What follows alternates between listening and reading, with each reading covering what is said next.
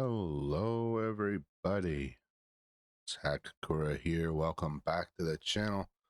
I'm glad you could be here. I hope you're having a good morning, a good Tuesday.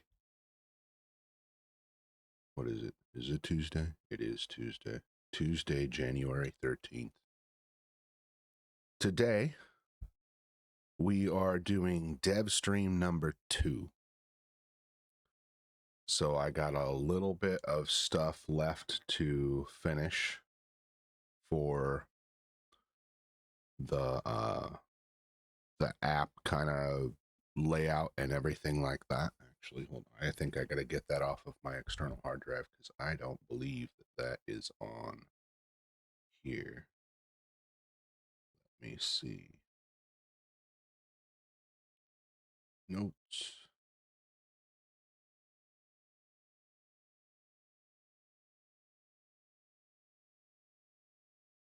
Nope. I'm going to have to plug in my external hard drive. So what I had planned for today is we're going to finish up the little outline. You'll be able to see it cleaned up like how I basically got like the second draft. It was really scattered, unorganized, and everything like that. Now it's all kind of sectioned out, and there's the last little bit of it. We're gonna go searching for some libraries and see kind of what we have available to us. And I also spent this morning setting up a Git server, not setting up a Git server, but I did set up a Git server, but I was doing that to test it. So I'm gonna go through setting up a local Git server on a Ubuntu server box that I have that I use as a NAS. My voice is probably a little bit too high. It peaks in the yellow. Well, I'll just leave it there. Screw it. But anyway, I think that it's going to be a very good and productive one. I'm doing the Git server, so I have a video that I can edit later for a tutorial. So that's why I went through it before. Why I went through it before is because I wanted the ability to be able to turn it into a tutorial, so I wouldn't have to do much cutting. It's actually relatively easy. I was genuinely surprised at how easy it was. Let me have my settings over here. That's what happens when you play Skyrim and you have to set your secondary monitor as the primary display. I need to go figure out. Okay.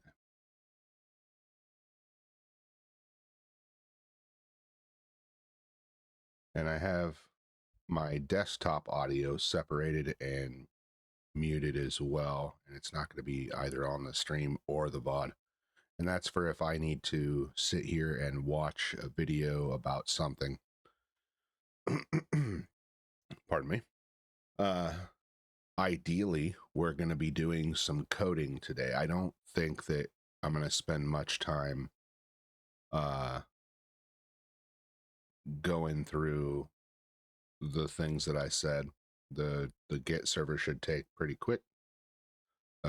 Cleaning up these notes shouldn't take that long at all.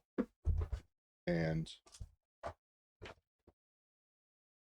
either should doing some research because I'd already done a little bit prior. So I'm going to get my external hard drive out here, which is where I have the program thing set up. We don't even have a program file yet set up on VS Code, which we'll get that done up too. We'll create the initial, sorry, I just ate too. ham and eggs fresh squeezed from the chicken. I just we don't even have we don't even have the dang project file set up in VS Code, so we're gonna do that. We're gonna do the virtual environment thing and make sure it's good so it's not conflicting with anything else. Where is my... Oh, I want to pull this up too, just so I can show you all. This is from a company. Hold on, I'll explain that in a minute.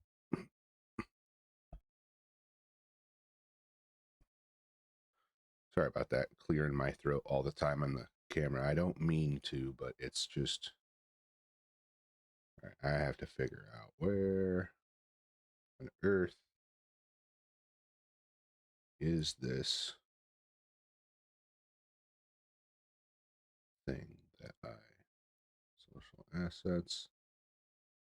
And if you guys are interested in the music, any of the music that I've used so far, all the whole time, in any of my videos and any of my live streams, any of that has all been from White Bat Audio. You can find them on YouTube.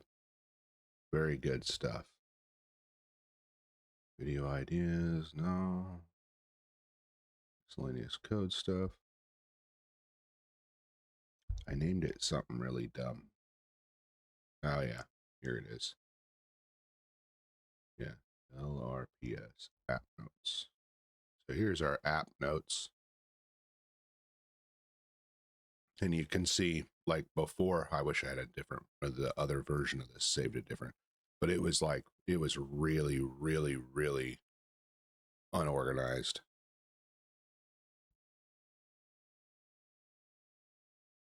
And as you can see, I got it sectioned out, and we'll go over this too. And I got down to here. There's the ballistic calculator portion of the app. And then I have some of this stuff to get through. This is not for the app. I wrote this out so I could understand the process. And go on up, back up here. So we're on the number 4, which is the ballistic calculator portion of the app. And the thing that I had to go look up was some stuff to do with this. And some of these things, like this information here, what do I do? Microsoft Edge? In hell no.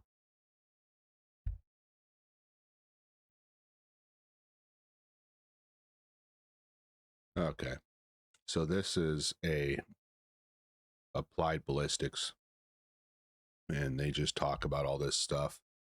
And they say that their stuff is all, you know, this document contains proprietary information. But we're not going to look at any of that. We're going to go. But that's where I found some more information that led me to more information. So I could go look and figure things out.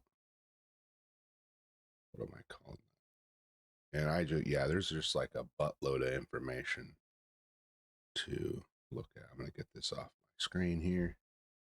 So I don't want to show any of their proprietary information that they have on there. I was just looking at it for the drag models and trying to figure out the math. So like I've said in a couple of my streams, if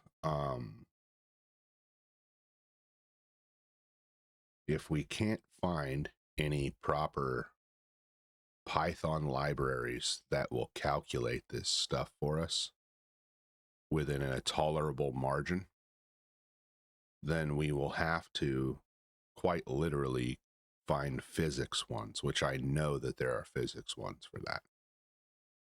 But if we can't find an actual really good one in Python, then we're going to have to write it from scratch. For me, all this is going to be difficult. All the code is going to be difficult because I'm new at it. However, the really difficult stuff is going to be doing those calculations if we end up having to do it.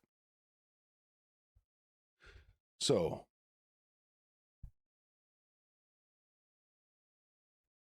I got snacks, I got drinks, I got the computer, I got everything I need, I think. So let's get into it. Let me disconnect this external hard drive because I don't need it. And I back up my files. I never used to. I never used to give a hoot about any of that until we started having so many dang app releases and operating system releases that brick your computer or lock you out. Really sucks when that happens. It's the most irritating thing. I expect that, you know, you have a computer that crashes because you don't take care of it, or you have a computer that gets stolen or hacked or whatever. I can understand that. But when you have, you know, Microsoft and other programs that, you know, your stuff's getting bricked on because you use their stuff, I mean, that just sucks. So I bought a bunch of external hard drives and thumb drives, and I'm keeping those things. Just, you know, I'm not allowing that to happen again. I don't mind if it bricks my computer. If matter of fact, if Windows like locks out my computer one more time, I will be switching to completely over to Linux, which I used to have an Apple. Hold on, let me get my keyboard.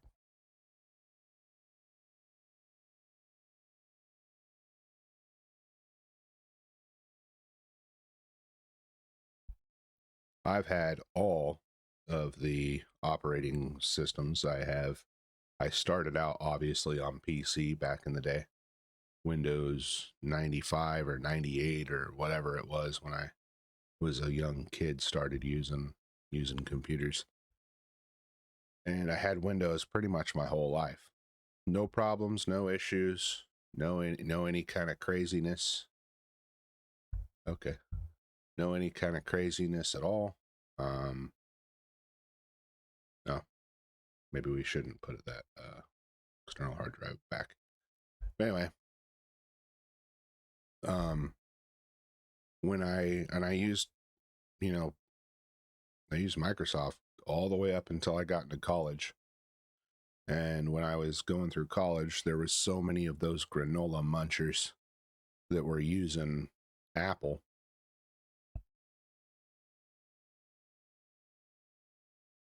And so many of them were using Apple. Excuse me. If I keep pausing like that, it's because I'm coughing. I'm not sick or nothing. I don't know what's going on. So I started using Apple so I wouldn't have to have any problems, or when I did have problems, I could go ask them, be like, hey, you have this same computer, you have the same setup, how are you doing this? So I can not have issues. And then I learned how to use Mac. Then I had a Mac for like 10 years. And then the screen busted on it, and I went to go repair it, and it would have cost me more to repair the computer than it would to buy a new one. And I've had Apple or iPhones and stuff like that before. I have one now. And I'm just kind of done with them. They're, you know, I bought a computer. It was like 2015, and I had a MacBook Pro. And I look at the new Apple computers now, and they were like, I mean, not now, but like 3-4 years ago, and it was like nearly the same.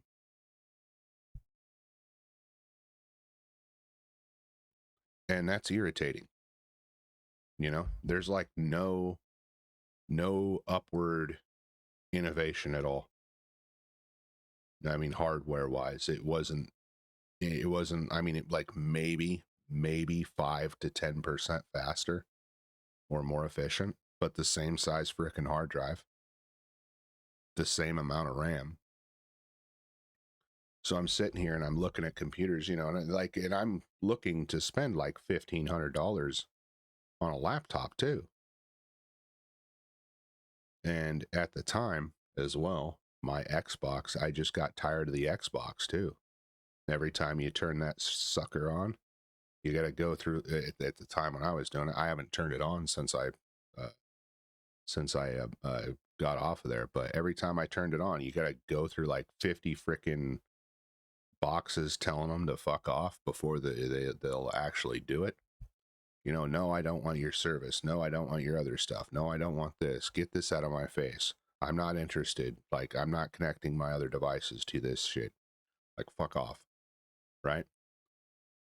And so I was just thinking, maybe I get me a PC. I'm not really fond of PCs, as at the time I wasn't. And so I ended up getting a laptop.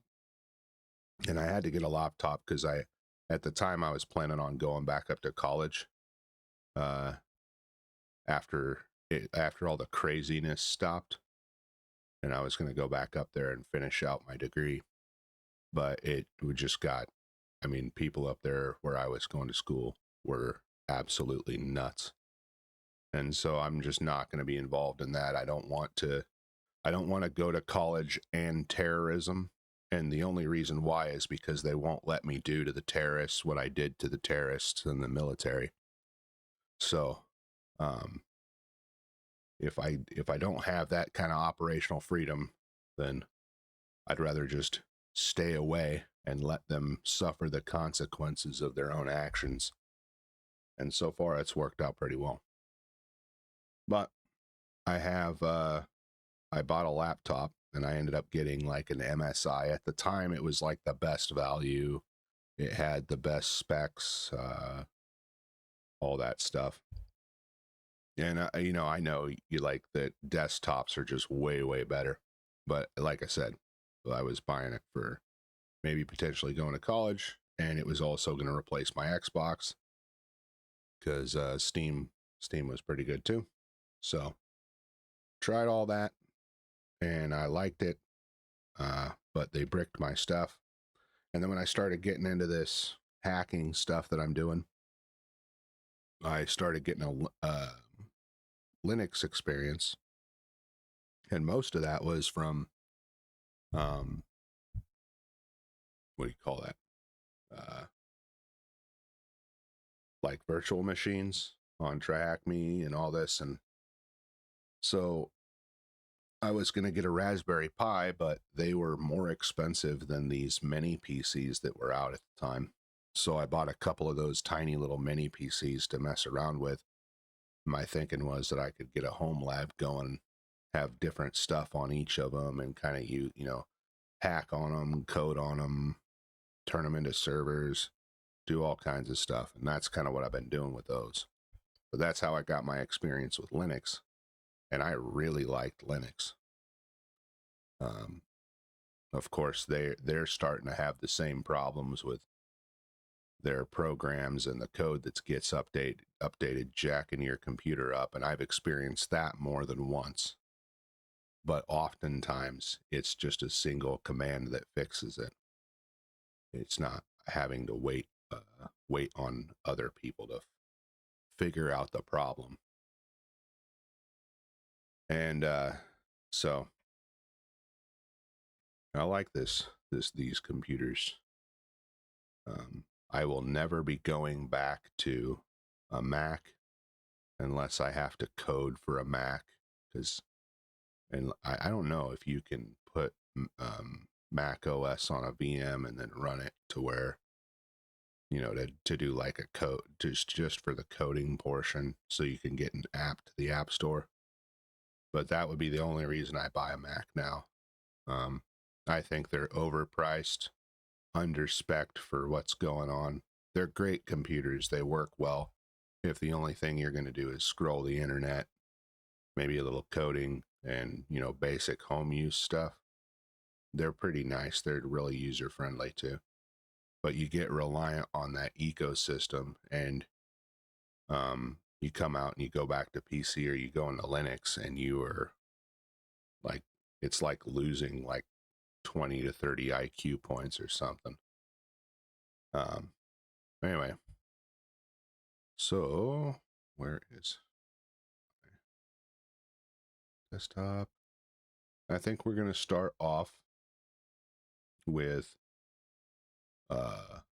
local Git repo setup, and we're going to do this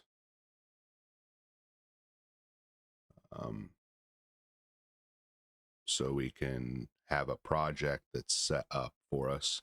And if you guys end up wanting this, well, I'll be putting it into a tutorial video and uploading that, and I'll put this information up with it as well. So that way, if you don't want to watch the video or anything, you can just read the instructions. So here is what our situation is. I don't know if you can see this. So we have a Windows 11 box, a machine. That's what we're on right now. And this is where we're going to do our code and our projects. And we have a local Ubuntu server machine where we store, or we want to store, our code repository. And we can do Git things with it, right? So push, pull, branch, add, delete, all the stuff that we need. And then it's going to follow this. It's going to have the number, step number, and the description of what we're doing. And then underneath, we're going to do the commands. So first we need to log on to our, no, do that. We need to log on to our Ubuntu server. So we're going to do that.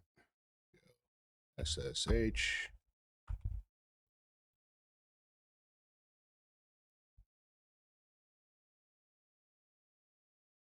So we're on here, and you can see it's actually the laptop that I owned before I bought that MacBook was a Toshiba Satellite. I don't know the model number. However, it yeah, it was just a little crappy computer. At the time when I was using that, I was mostly just how normal users are, just internet and basic stuff. And I use it right now. It's my NAS. It's my network attached storage. So you can see in here, I have a bunch of different boxes, a bunch of different users for different things that I use. Most of these .txt files are things when I was trying to sort stuff out, like the lid closed. Lid, you know, I was having a problem with that. But all right, so we have SSH'd onto our Ubuntu server, and we're going to create a new file or directory to store our Git repository in. So we're going to go make directory, and I'm going to call it repositories. So see that there, we're going to cd into there. There's nothing in it because we just created it. And then we're going to test this out using, gotta get the file. So I have, dang it, don't do that. I've been practicing data structures and algorithms from W3 schools. And here are the two Python files that I did. I'm on like the second, or I'm on like the third or fourth lesson, but, or no, I'm on the second. And here are the two files for that. We're going to use these as a test to make sure we have that up and running and good to go. So whatever you save your project file as is what eventually it will be pulled back down to. So we're going to make another directory.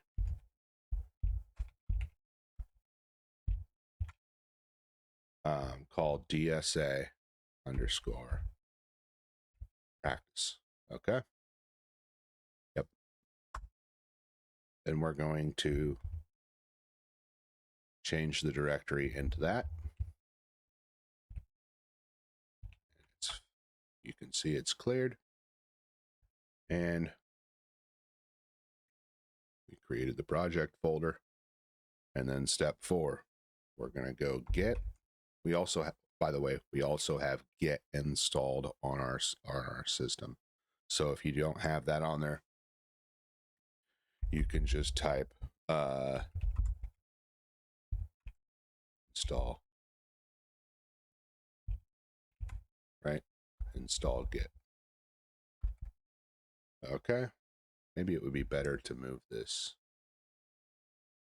to up and down. No, no, no, no. Up and come on.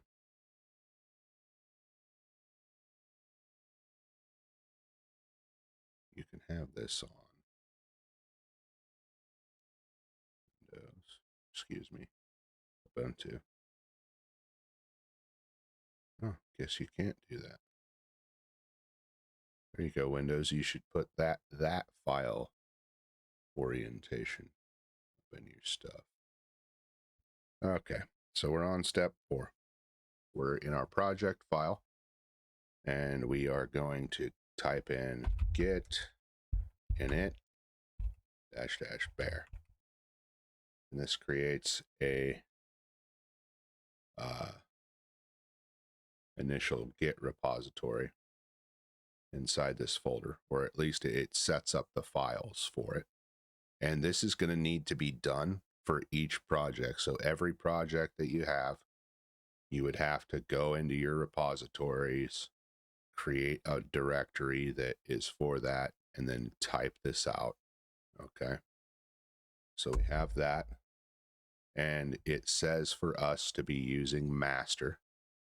Now, in some areas, you can use origin, and other time, or some systems you can use origin. Other systems you can specify it to say like whatever file name you want, like, so you can give it a name. Now, I don't know how to do that. Master is fine with me. I don't care about none of that garbage.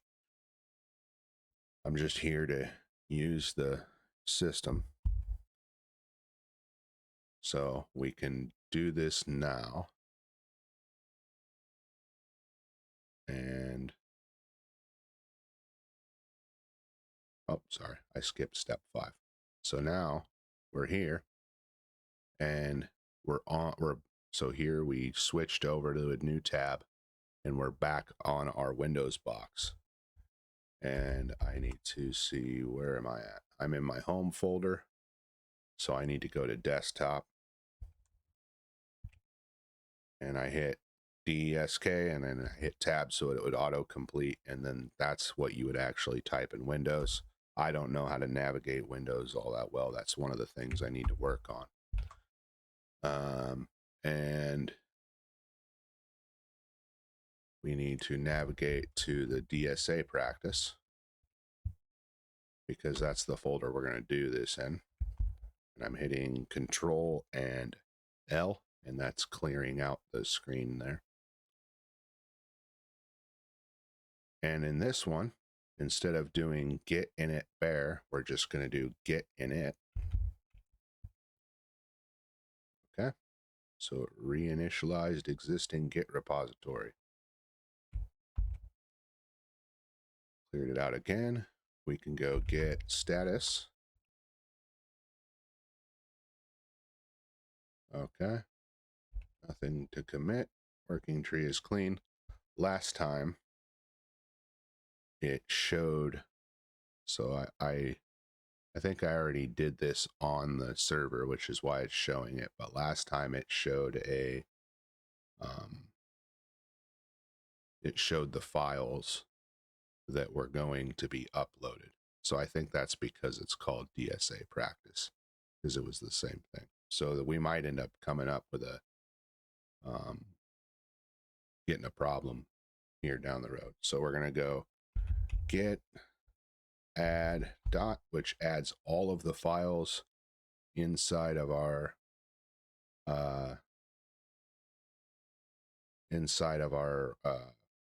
DSA practice here, those two Python files. It adds it up to like the staging area, so to speak.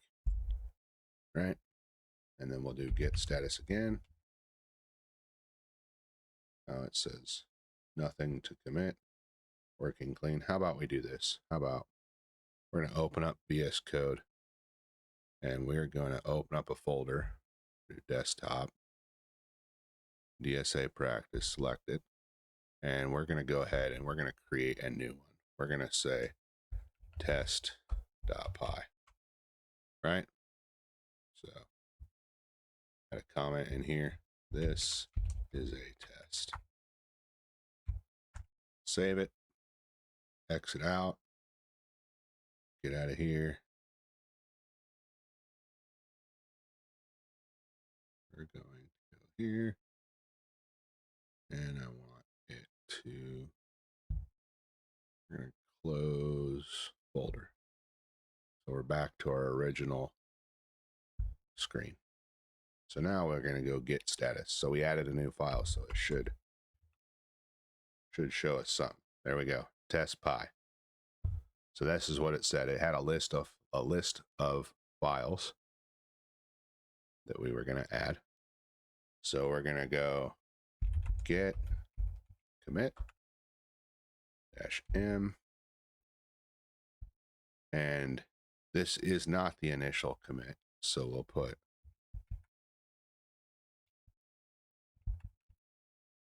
right, close out that, make sure it does good. Now when I did this the first time, hold on, let me get this error. It popped up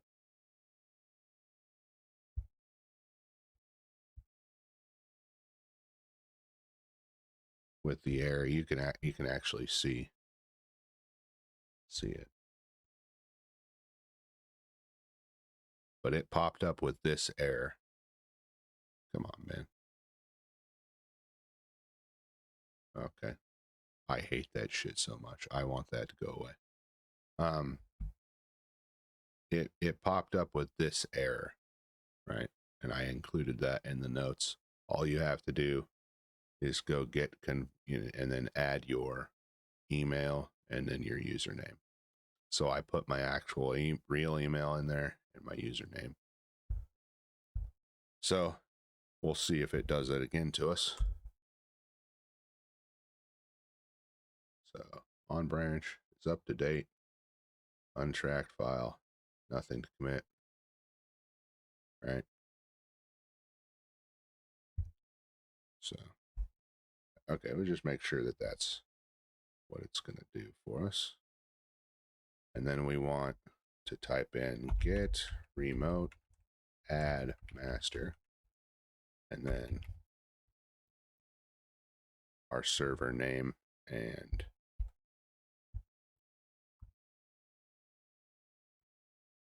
that, our server name and, excuse me, our server name and the IP address, colon, and then the path to the file. So if we go back here, we go pwd, it'll be this.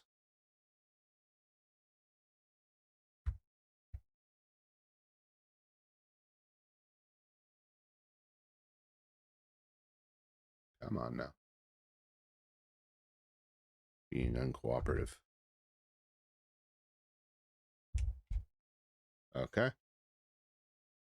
So that, and it did it. Look, Did it nice. So you can't see these files because it's a bare repository. So if you were to go here and you go, what is it? I can't remember. But you're not going to be able to see anything in this at all.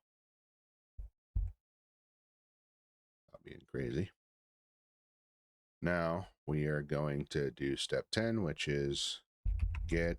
So this created the previous command, the get remote, added the remote repository to our folder there. So we get push master,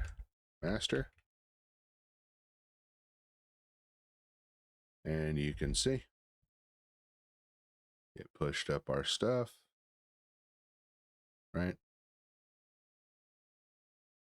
It's going to be under a new branch, and so we have that. And what I'm going to do is I'm going to bring this folder over to here so you all can see. So DSA practice, all right, it's got our 3 folders in it. I am going to delete it. So it moved it to recycle bin. We're going to open recycle bin. So you can see DSA practice, the recycle bin, and I am going to delete that. So all the practice that I did is at my actual freaking notes too. So if we lose this, I'm just going to lose my notes on the tutorial. No, not really that big a deal, but it might be. Some of y'all might care. So now you're going to enter that same thing, or you're going to enter this command, because we're going to pull this now from our repository, and I am going to exit out of this. We might need to be in it, but we are now back on our Windows box here. Get all these things pulled up. We're back on our Windows box. We're going to go git clone. Yeah. Nice. Thank you. Everything's clear. Yeah, Git's going good. I'm just, I'm creating a local repository on a network attached storage where I keep all my files. So that way I don't have to use GitHub or any of that if I don't want to. It's just for like local project storage, things I wouldn't push out to the public, or maybe I'm keeping secret. There's like another project that I have that I'm doing that I'm not telling anybody about either. Anyway, so this is the command to get the clone from the repository that I just made. We're doing this as a proof of concept. I should have saved that file path. I wonder if I still have it. Yes, I do. Okay, so we're getting the clone of the repository from my remotes, from my network attached storage, and this is the file path. So we're cloning. All right. I gotta go back over to here. What did it do? Where did it go?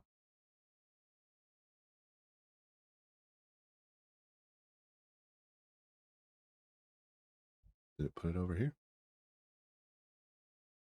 Where are you at?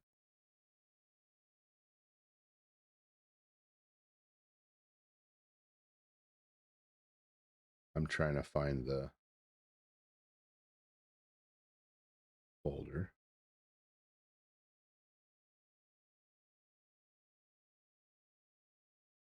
The folder where it saved it. Users. Ah. it just saved it into our home file. So you can see here. It should have saved it. Oh, I know why it did that. So you have to be, we are in our home file now. If we wanted it to be on our desktop, we'd switch to our desktop, right? And then we'd be able to have our stuff, but we'll just move it from here to our desktop. Move to desktop. So as you can see, we have data and algorithms. Git repositories are found in the parent folders. I'm not going to deal with that now. Maybe we'll work through that. I would like to have my VS Code connected to that so it can do it automatically for me or whatever, however it does that. But it didn't give us our new test file that we put in there, but I think that I know why that is. So we're going to open up a new thing here. We're going to go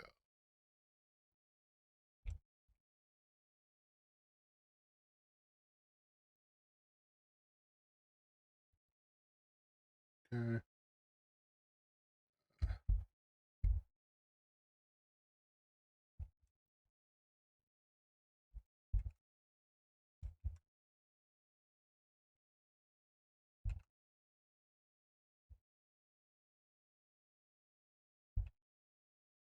No, it didn't do that.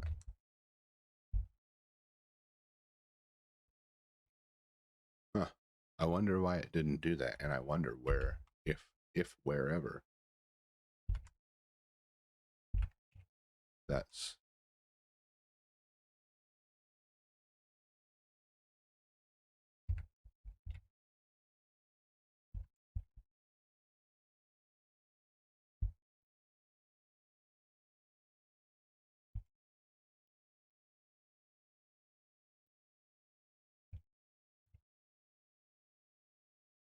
okay.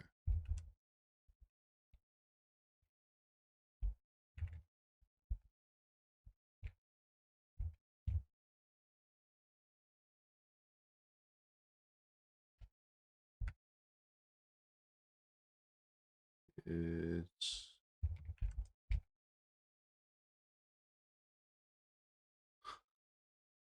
thanks, bro.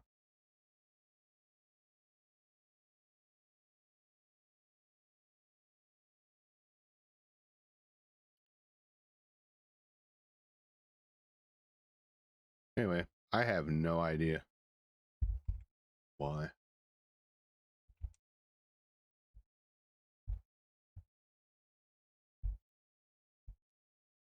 I have no idea why it didn't do any of that. If you know and you're in the chat, let me know. It is not really that important to me.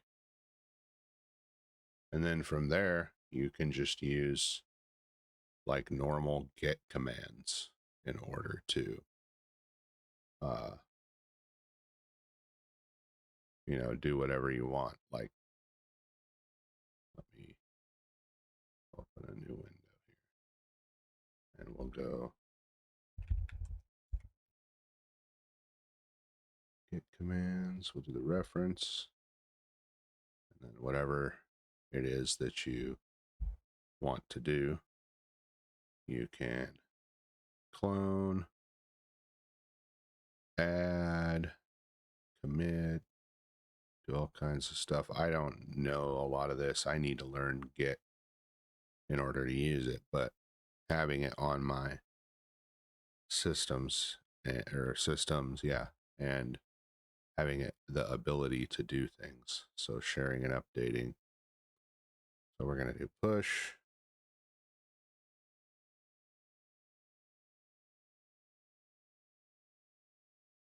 Yep. So we'd have to go through here and watch this. More than likely, I'd watch a bunch of YouTube videos, probably 3 or 4 of them, because they, instead of going through here and reading all this, I can just get the answers to the questions specifically that I need. So that covers setting up a Git server. and being able to pull your files from the Git server. We just doing the practice stuff for now. So we're going to exit out of that. And we need a new window because I am going to do a Google search. Have this open. We are going to create a new folder for our program that we are going to create. So anybody got any suggestions about we gotta give it a cool nickname? I don't know. We'll just go first app. That's what we're gonna call it. So we have our folder here now. I'm gonna get it off the screen just so it can be over with my other stuff. And we're going to open that in VS Code. Open folder. First app. Yeah, I trust myself mostly. New file. We're just going to call it main.py for now. And I'm going to look on my other stuff. And I'm trying to see. Stop opening my stuff on stream, please. Creating a virtual environment for a Python project. So, again, get off my screen just for now. That I don't want to share with you guys, but I forget what the quick hotkey is for opening the terminal. We go back up to here, go terminal, terminal. No, don't show me suggestions. And we're going to go Python -m BNB BNB. When I first did this, it was a pain in the butt. I had to like force it to get through. This is something like you can be watching me do right now. Yep, I do.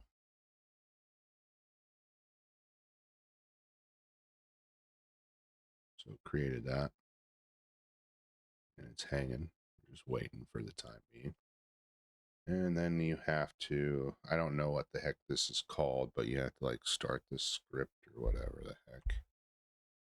BNB.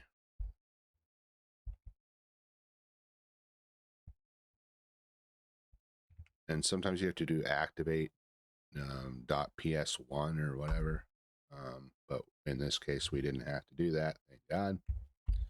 And then if we wanted a package name, like say we were using, I don't know, Pygame or something like that, we would go pip install and then the package name without the greater than or less than signs. So I don't know what packages we're going to need just yet. That's actually what we're getting ready to go look at. And the first order of business, at least for that, for me, is to ask the Google. And I think I've probably already done this, but we're going to go private window just to keep. Oh, well,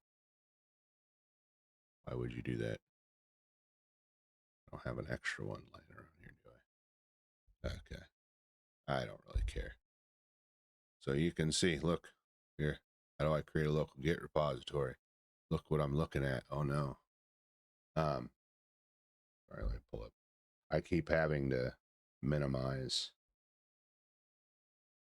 the OBS and Twitch and everything I got pulled up. Anyway, so we're gonna look up what we want to look up. Oh yeah. Are there any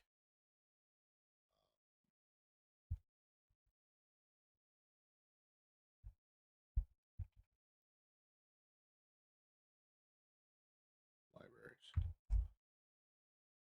What does it say? There are several ones for ballistics calculations. This library is designed for small arms ballistic calculations using a point mass, 3 degrees of freedom model with spindrift. It is built on established C code from JVM calculator. Ooh. And incorporates formulas from Brian Litz's applied ballistics. That is probably the best one that we are going to need because, like I was saying before, so under normal circumstances, this Python ballistics calculation has a plus or minus 10% accuracy rating, right? And I use JVM. That's what I use for my calculations right now. And I have, I think, nearly every single one of Brian Litz's books from Applied Ballistics on this topic that I bought when I was prepping for F-class competition stuff. And it is, I mean, it's just like, you know, like I probably have like a bachelor's or a master's degree equivalent in knowledge of ballistics type stuff. But these dudes are like the top of their field, right? They're like the Richard Feynmans of ballistics, so to speak. I'm not, like, they make me look like a crayon muncher. I am a crayon muncher, by the way. First degree, no, 12th. Like whatever the highest level of crayon munching is, that's what I do. But okay, so this is probably what we're going to need. And if that's the case, that's going to make this app so much easier. Like I am like in my chest, I am semi-relieved by seeing this. Straight up, dude. Straight up. Oh man.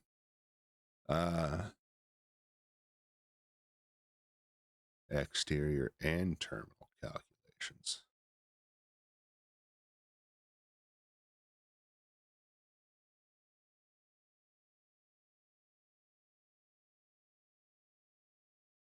Hypervelocity impact and ballistic limit analysis. Spacecraft structures. Well, that's not going to do us any good. We're not launching rockets, we're launching projectiles, bro. So why don't we go over to here? We'll go to our Python section, and I have the Python package index open. And we're going to go ahead and take a look at this library. Hopefully it's here.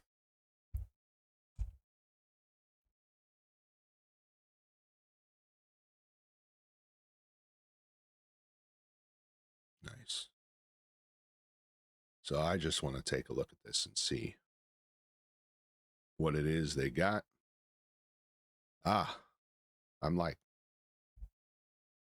really happy about this. Let me read. A pre-compiled backend. Yeah, I bet it does improve performance. Yeah, matplotlib, initial dependencies. So I'm going to need to install these. And pandas. What's pandas? I know it's a library. I've heard about it before, mostly in reference to AI stuff.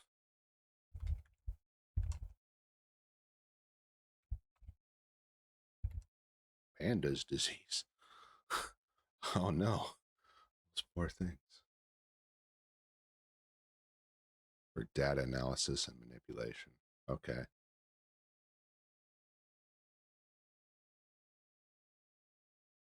Okay.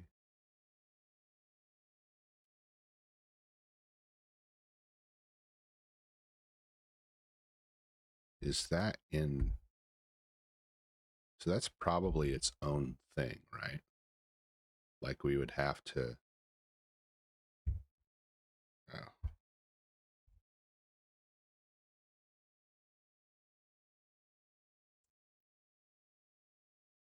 So I have, see, I had this as a, and we're going to need the statistics. See, I already knew that I would need some of this stuff, but we're going to go ahead and add that to those two. So we can have LRPS. So I have this on hand to look at and go over.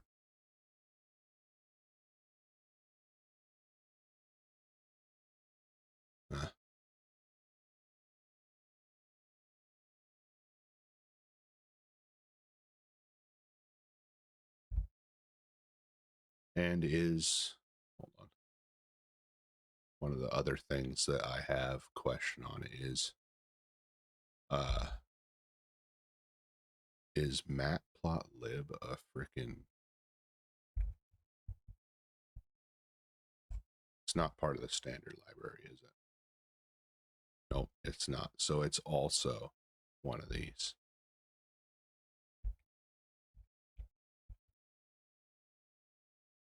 Right?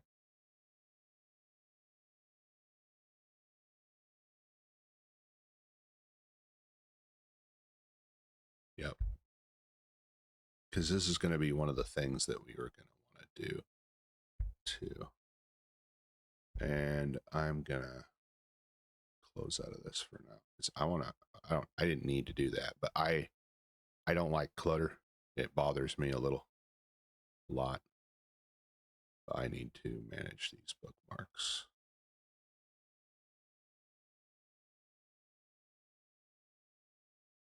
For you. And we're going to rename. Can we rename it? Ah, here we are. There we go. First app info. That's right. Now we can just go. Where did you go? Here. And we're going to move you up to here because I want you present at all times. I gotta separate so I can listen to music on my own. Speaking of music, let's go ahead and get some in here. I have that. Just let me know if it's too loud or whatever. Get this done. So I want to read about some of these. I want to read some of these things, and namely this. This has got me all excited, bro. Like I was genuinely dreading the hell at doing this stuff. Right, tells you how to do. All right.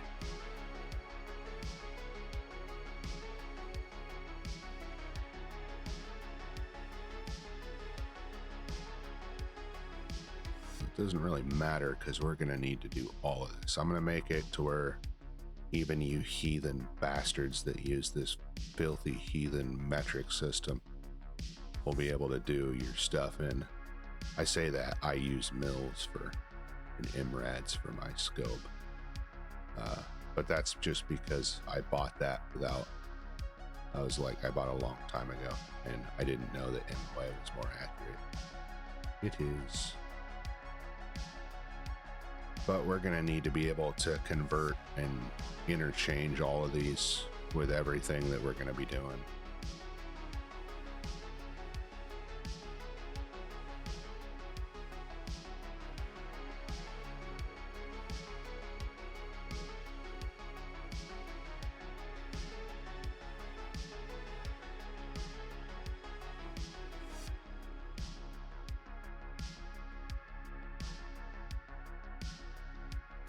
And there's different engines for this.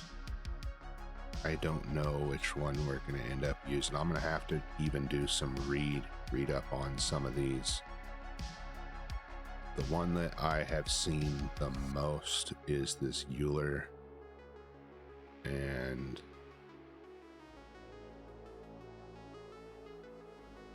Yeah. I've heard of this one. First order, second order.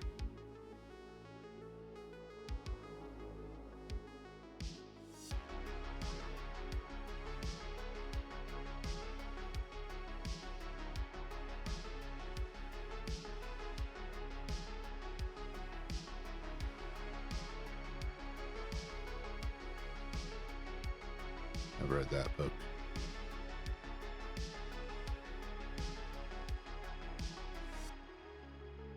I think I actually have this guy's C code for this particular model or whatever.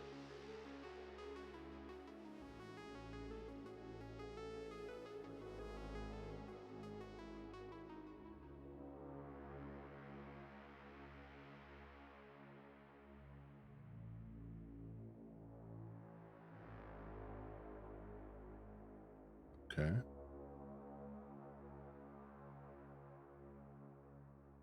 See, like these guys are, yeah, I wouldn't have been able to figure out the math on that shit. They're using applied mathematicians. I ain't even for this coast. Yeah.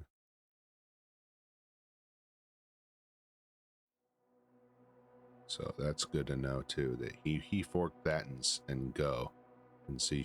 I was planning on learning Go anyways, so I might have to learn that just to integrate it with Python. We'll see. Yeah, of course. Yeah, exactly. Yeah, we know that. And that's why, so that in case you didn't know, that's why what this guy does. So basically, let's do this here. We'll go to, okay, these people here. Oh, fuck off. What? Back. What is this? Yeah, I'm 18. Or above. Okay, say we're gonna go to match target, and we want to give us our stuff here. We're just gonna select anything. 30 caliber, 170 grain, hollow point boat tail. That's what that stands for. Match King, Sierra Match King. That's what that stands for. So this is like, it's like one of the most recognized bullets in the history of forever. They got a bunch of different kinds. If you go to specs, it's going to tell you the diameter, the weight, and it's going to give you this G1 and this G7 ballistic coefficient. That's what that stands for, which is something that it's basically the bullet's ability to withstand external pressures in flight, right? And the closer to 1 that number is, the better. So I'll show you. So these are just regular user grade rounds, nothing special at all, nothing crazy at all. But you can go and you can get this same sort of thing. So we'll go to this other site. We'll go here. So these are machined bullets. And we will go to 308 because that's what we were on Sierra Match King. Let's see, 175 grain because that's what we have here. So for slightly more expensive, with a G1 and a G7 of 0.505 and 0.250 respectively. But you go over here to these crazy looking shits with that. And where's the information? Give me the information. Was it up there? Did I miss it? Yeah, it's here. 655 and 263. So you get considerable performance depending on how the projectile is shaped. And as you can see here, so you can see how it's differently shaped. than this one here. So this has just got like a chamfer, right? So it goes straight and then it comes back at an angle. Well, these not only come, they do that, but it seems like there's a little lip there, and then it goes back at an angle, and this is shaped different too. So anyways, the closer that you get to 1, the better it is. And I don't know if it means entirely that like it will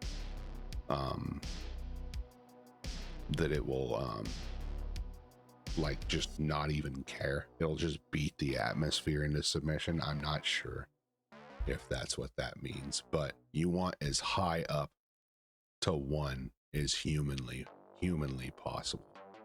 So I don't use Sierras generally. I mean, and that has more to do with during the time when I was buying my stuff and had all this stuff going on. There was not a lot of Sierra stuff available even. And it depends on what you're getting too. Like some of these, like these tip match keys, you know, they probably have, yeah, so they have a little bit better ballistic coefficients than the other ones. And that's because of that tip. Basically what happens is when they're doing the manufacturing process and it doesn't have that back, when it doesn't have this tip here, like there, this is all machine. They can make this the same within incredibly tight tolerances, right? We're talking like thousands or less. But these will come out slightly deformed, and then when they're manufactured like this. They're dropped into like buckets and stuff, so these can get all malformed. And what it'll end up doing is it'll end up throwing everything off. And then if you also notice too, let's go back again. It says specifically, or did it say that? Forward again. Forward. We're going back up to, oh, it said that on the Alco website, but it doesn't say that here.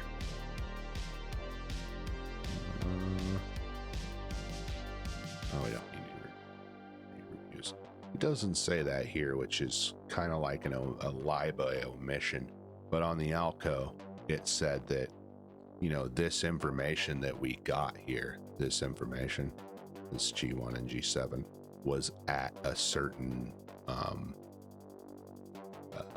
feet per second, or muzzle velocity feet per second.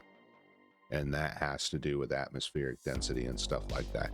The reason why is because if you're looking at this and you see this information and you think, oh wow, I'm gonna get this where I'm at.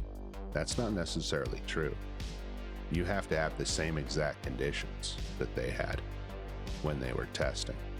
And also, this is not the real number that you would get shot per shot. This is the average.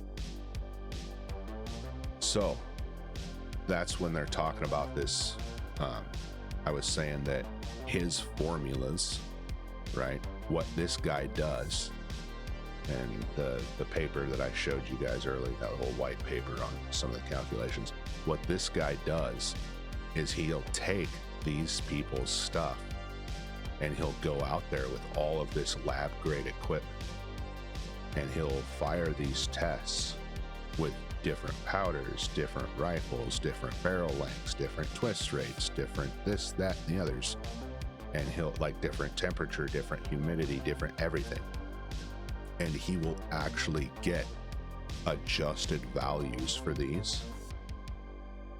So that way, like, so if you're using stuff with his formulas, you actually have a truer version of this, which is why I said that the best we're probably going to get is about plus or minus 10%, which at a, you know, like if you were off by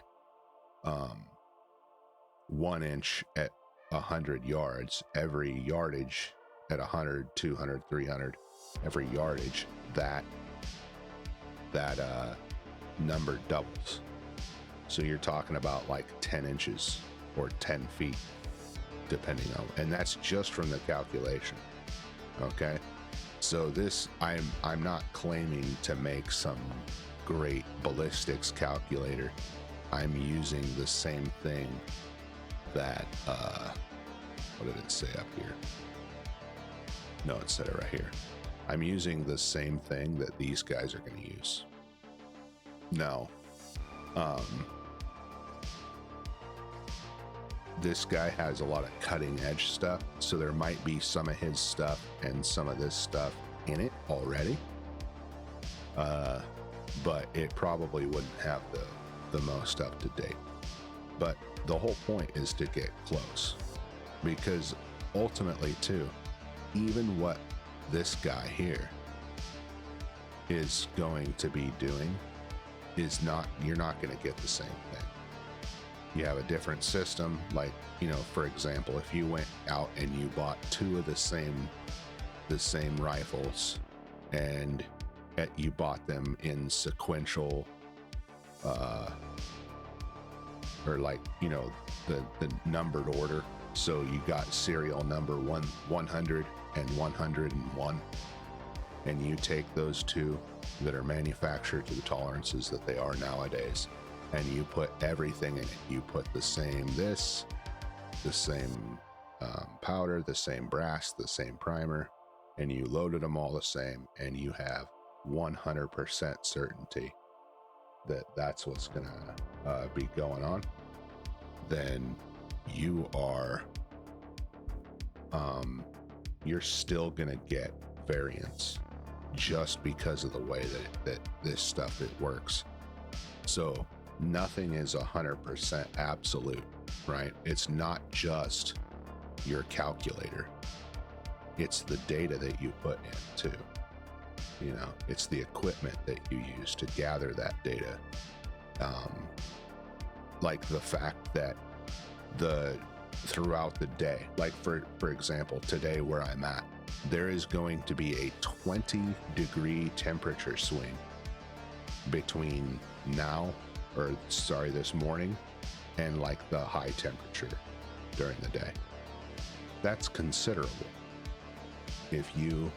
I wish I don't have one saved on any of the devices I have right now, but if you look at some of these drop tables, right? Well, hold on. Let's just do this real quick.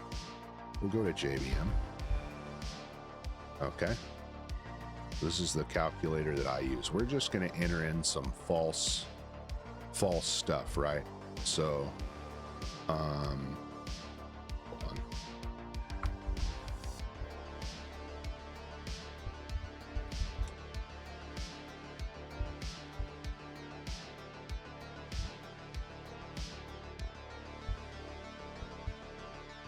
Okay. So we're just, yeah. Jeez.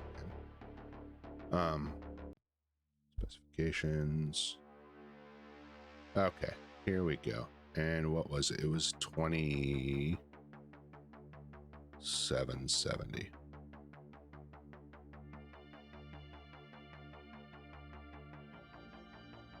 Five, 7, 4. 284, excuse me, and that's a 150, and our muzzle velocity is 2770. Okay, we're going to leave all this other crap the same. We're going to go minimum range, maximum range, 0 to 1,000. We're going to go 100 range increments, and we're going to do standard conditions. So, oh, hold on, we'll go 60 degrees, 50 degrees. At this is sea level, right? And we'll go the humidity like what it is here, which I think it's like 80. We'll just call it 82. Okay, we'll calculate this. So we have our drop in inches at these various ranges. So we're sighted in at 100, at 200, 3.6 inches. See how it increments here? It nearly doubles every time. Or increases, you know what I'm saying. So, and this is the velocity. Mach, energy foot-pounds, the time of flight, right? So at 1,000 yards, it's going to take 1.5 seconds from the time you fire to the time of impact. And that other stuff really doesn't matter. But my point is, I am going to save another one. And we're going to go JBM ballistics. Trajectory. We're going to enter all of the same thing, except for our temperature is going to be 70 degrees because we're going for, I'm going to show you what a 20-degree temperature swing does. Same everything else. The only difference is temperature. 20 degrees. So just look. It doesn't really matter much when you're inside of 200, but you get out to 300. And this is, so 1 to 300, that's your combat distances. That the 99% of distances that you will be doing, well, at least like militarily speaking, will be inside of that. Hunting, it'll actually be inside of 200. It'll be 200 and below. You know, only if you live in certain areas are you getting out to 5, 6, 7, or 800, right? But look, 319.3, 326. Right, this is pretty considerable. You know what I'm saying? And this is like, I'm talking like target shooting wise, right? You know what I'm saying? So if you didn't account for that at all, and you're just doing the same, you didn't do anything at all, you're gonna miss by 13 inches. So it's important to know these different things, so that way you can account for it. And keep in mind, that is just the prediction model for what your stuff's gonna do. It does not take into account your individual marksmanship ability. It does not take into account any kind of slop or inconsistency that you have inside of your system that you're doing. You may hear me refer to it as like quote unquote weapon system or whatever, but that's just me using military terms because that's what I'm used to. But you know, like your firearms system, I know the internet's all stupid. I hate that I have to preface any of this. You know, none of this is for, this is all scientific stuff, research, doing things, you know, for like competition. You know, we're not talking about using it militarily or anything. That's just my background. So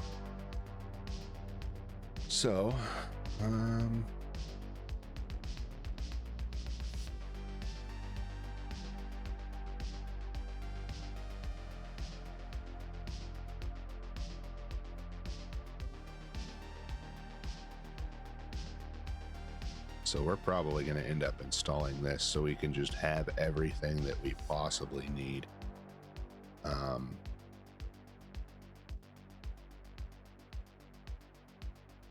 And we're going to just look through here.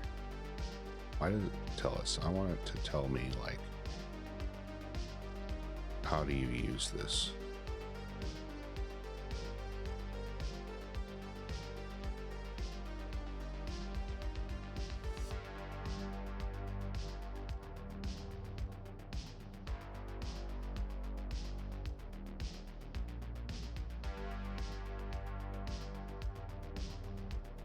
Okay, that's teaching us how to show a drag model. We're not necessarily going to want that.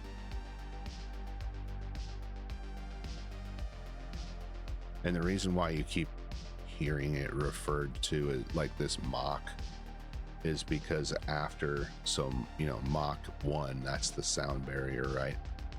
Once these rounds go below the sound barrier, they'll start to tumble, which means that they will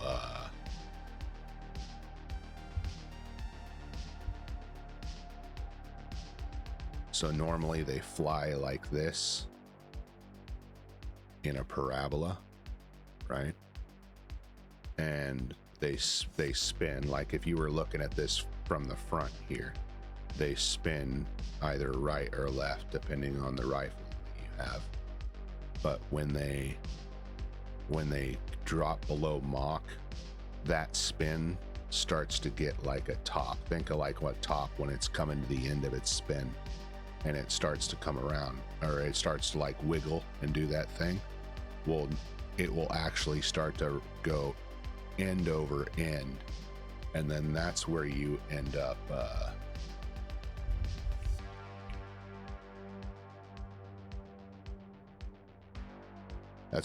with stuff like this.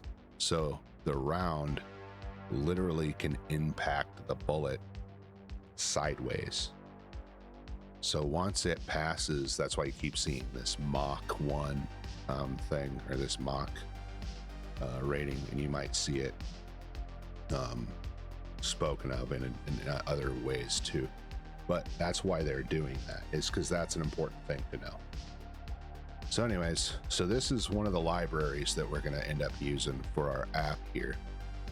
And this is going to be, I'm so happy about this. I was so freaking worried I was going to have to do all these freaking physics calculations.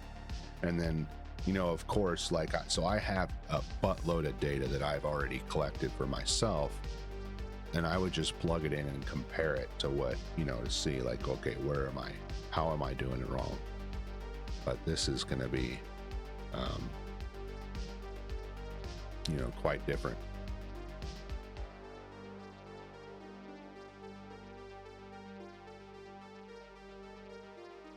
So, yeah, those of you who don't know, celebratory firearms fire is not a good thing, right? Or what comes up must come down. And it'll go up in the air until it loses all its velocity and starts coming back down. And it'll start at 0, but it'll quickly get to, you can see, 40 meters a second, you know? Like, I mean, have you guys ever had something drop on your head, you know, like a screw or a nail, you know, probably only from a couple feet up? Or like, you ever been in the woods and you get hit by an acorn or something? That hurt. Now imagine it's metal and moving way faster, yeah?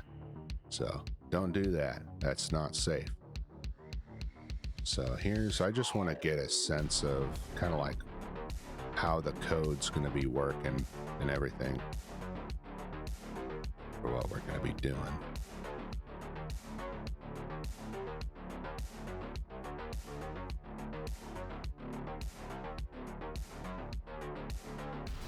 I don't know.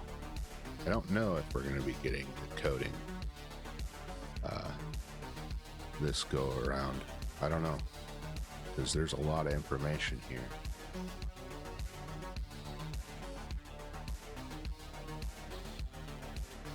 Huh. And if you get this, like, so if you get these, go look at, if you're interested in some of this, go look at some of the crazy, it's called ELR, extreme long range. And you got guys that are shooting out like 3,000 meters, like just like 3,300 zeros, O's, meters to miles. That's 2 miles. 2 miles. That's insane. You know?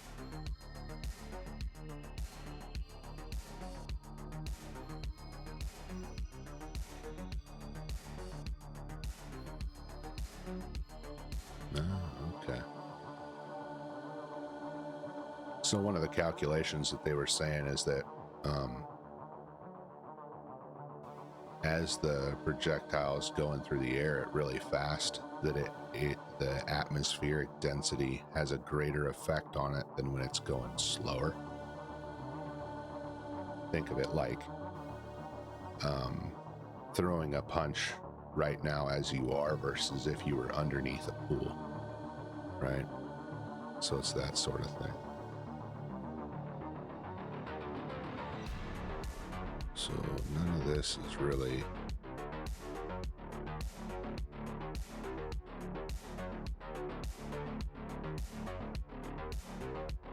I'm trying to look at, like, you know, what are the things you use in the actual code to get the different stuff. So maximum observed height. This is important because, like I said before, sorry for the eye cancer, but these projectiles, they move in a parabola, right? And so say that, like, you know, your target's like right here. Okay. And there's like overhead. Like, sorry, that's not right. And there's like overhead right here because he's on the other side of a bridge. Well, you have to know what the max height of your round is so you don't hit that bridge.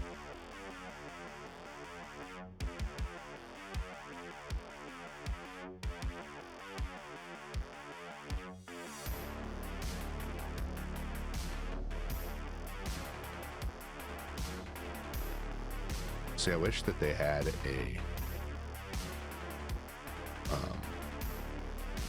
just how the Python, the standard library works, you know. I wish that they had like a list of all of those documentation. Is that it?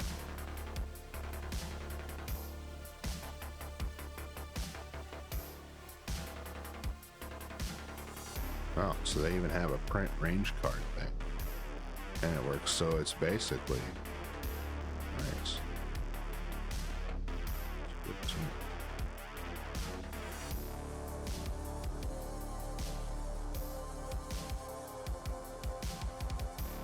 That's not very...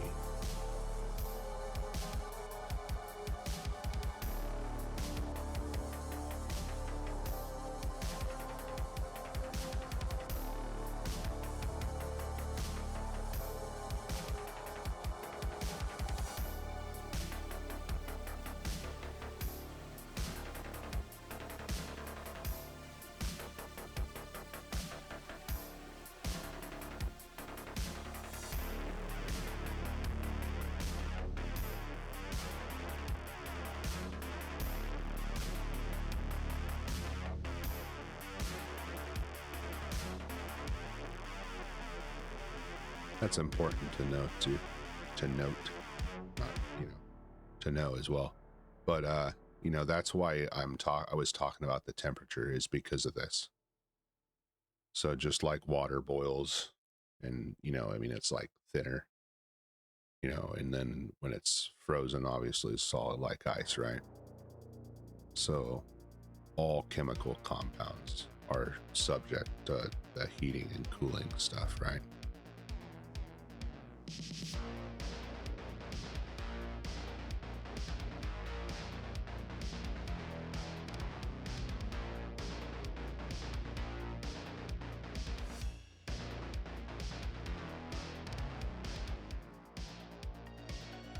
Okay, cool.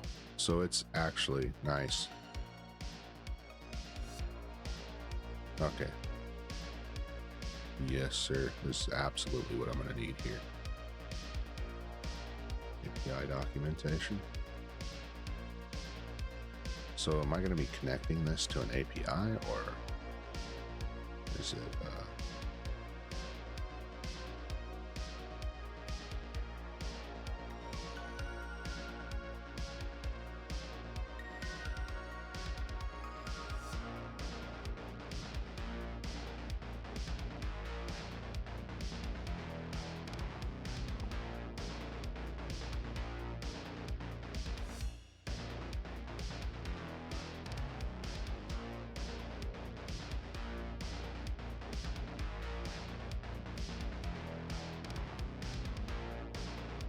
Because preferably I want this all to run on its own thing, you know? I don't want it to,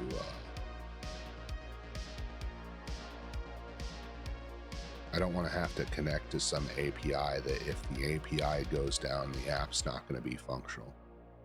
I don't know how that works. Let me look it up.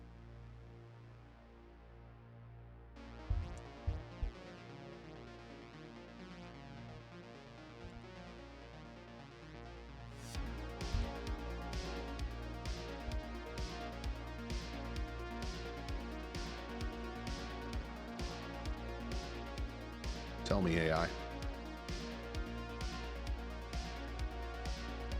Motherfucker.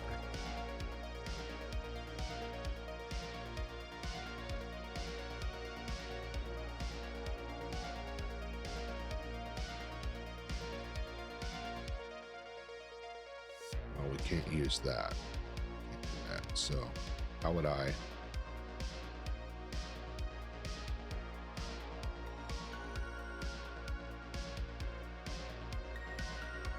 The only way would probably be to download all the information, create your own API. Because I, like I said, I want this to be something that is usable no matter what. So if the power goes out, like if we go into like Fallout frickin' 4 timeline and your ass is in the damn Mojave wasteland and you find a Pip-Boy with this frickin' program on it, I want you to be able to use that to do your stuff. You know what I'm saying? And that's for me too. And like, you know, here's why. My power goes out all the time here. When my power goes out, sometimes the power goes out for a really long time. What if I want to go do some of this stuff? I'm connected to this API BS. Yeah, concepts, all that. I guess that's pretty much what we have.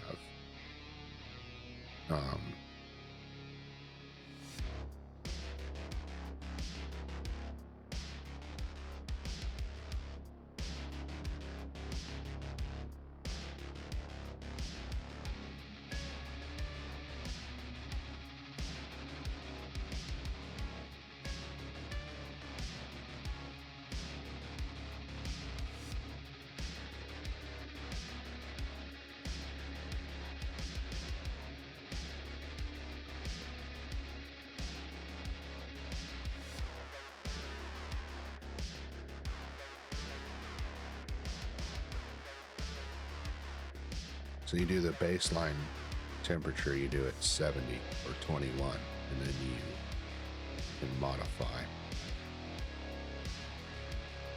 right? So you go plus or minus 10 degrees. So an example, you drag model G7 with this ballistic coefficient, this weight, and this projectile length. That muzzle velocity plus or minus 15 and modifier goes up. Percentage per. I don't know why they set that like that. I don't know exactly, but I'm following it at least, you know.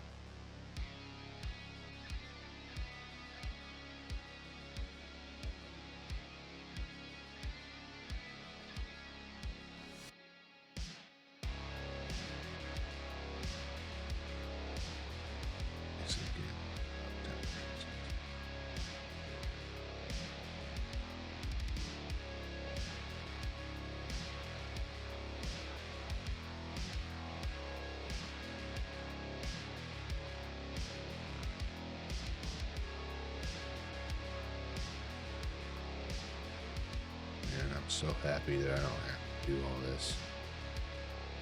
Look at all that. I would have had to, because I would have had to figure out what's the calculation for powder sensitivity, right? How do you use these drag models in conjunction with everything else to put it into? But at least it's like its own little class. That's nice.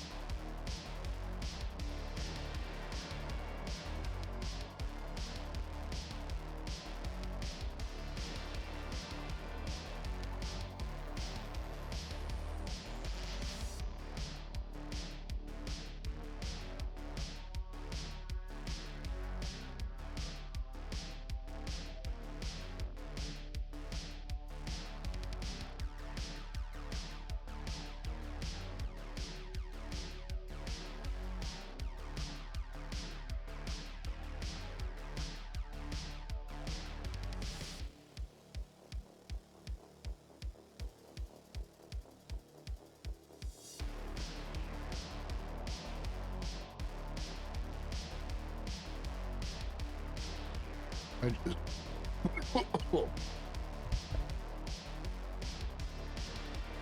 excuse me. I was eating a candy bar.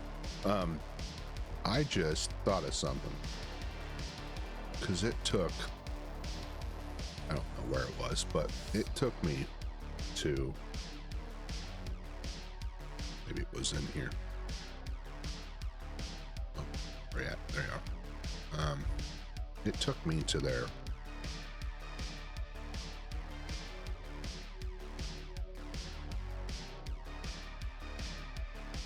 When I click documentation,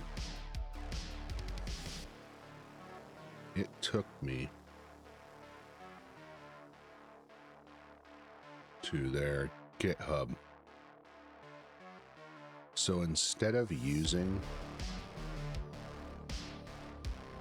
this API, can I just fork this thing? Control C, Control V, it's now my code. So I can use it. I need to look it up.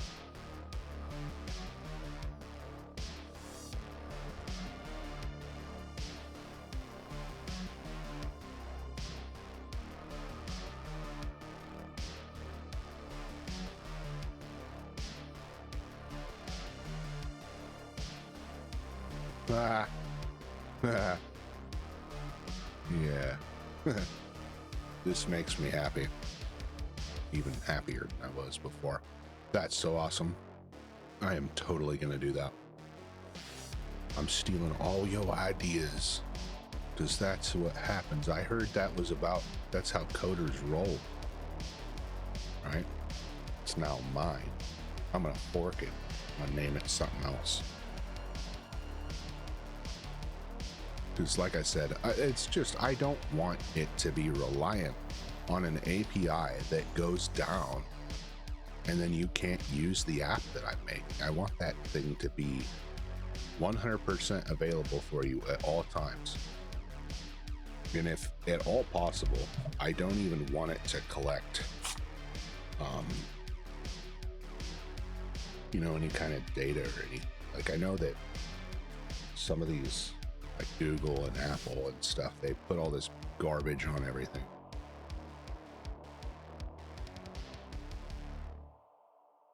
If my wrench or my blacksmith hammer or my sander had a frickin' GPS locator on it, I'd remove that.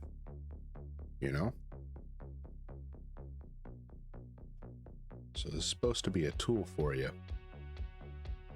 The thing is, like I keep saying, I keep mentioning, like, you have to put in the work to find all this information out. Like, that's like, that's why that one dude missed, last year or whatever. Not that he needed any of this, but that's why people miss their targets. No matter what you're shooting at, you're F class, you're hunting, you're in the military.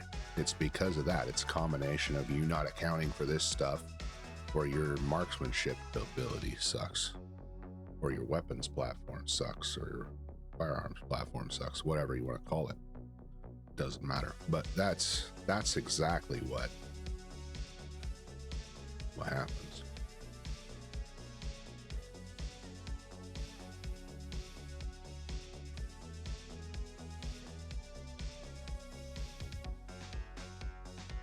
Also,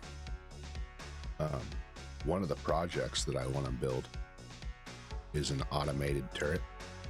Not for nefarious purposes or nothing. I just thought it'd be cool to attach a airsoft gun to the or a paintball gun to something.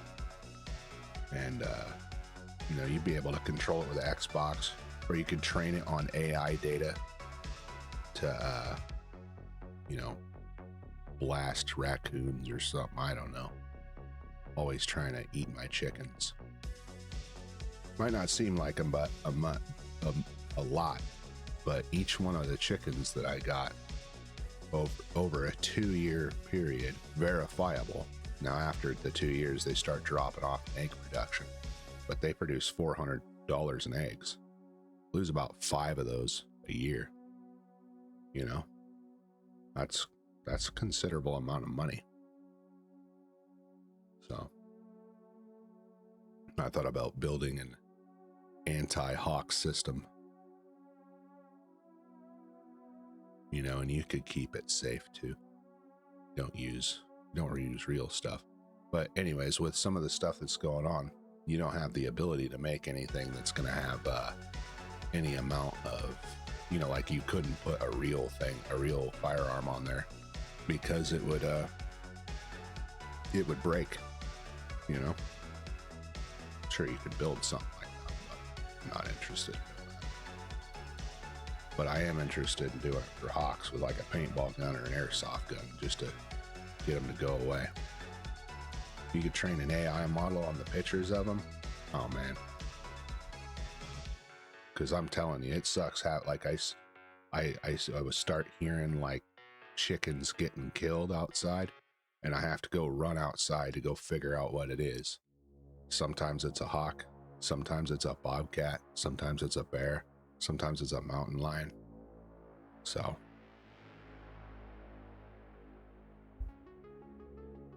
at least mitigate one of the things that's coming after my chickens.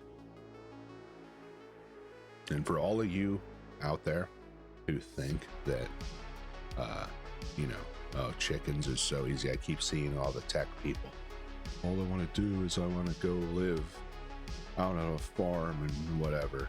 It's like, bro, the grass is always greener on the other side, but it's just as hard to mow. You understand me? And I'll tell you right now, like I did the math the other day because I was interested. I was going to talk about this, but it's 105 extra days of work. So if you just work 9 to 5, you're increasing your days that you have to do something by 105 days.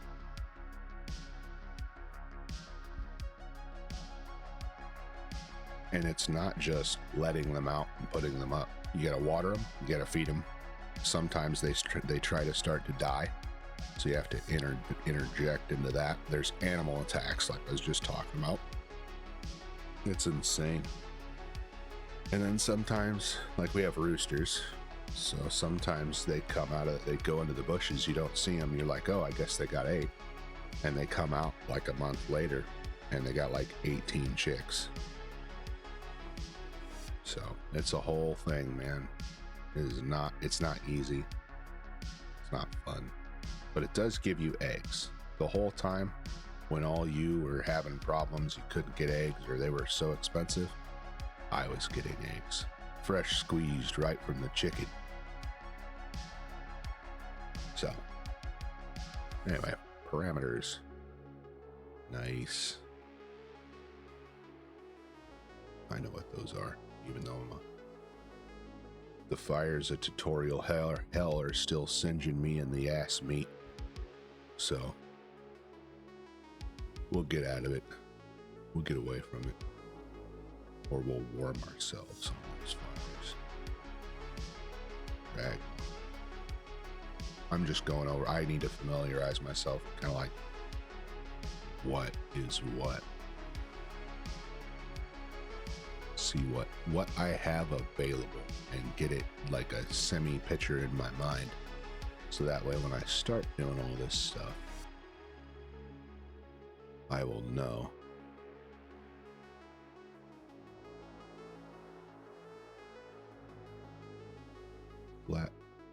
Flat base,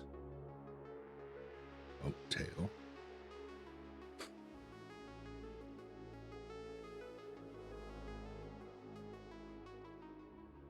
So that's why they say it's incomplete. Doesn't include a lot of the modern profiles. But the top 2 that you need, right there. And that's important to note too. So like you can use either one of these when you're doing the calculations, like we saw in the JBM that I just demonstrated earlier. But in reality, you should be using the G7 for those newer ones.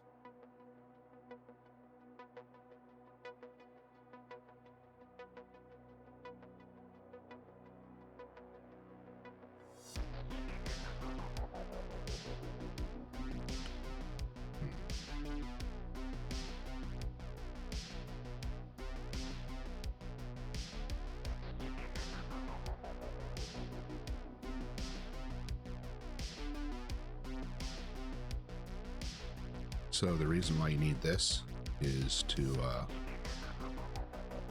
sight system that you have. In the focal plane type, there's first and second.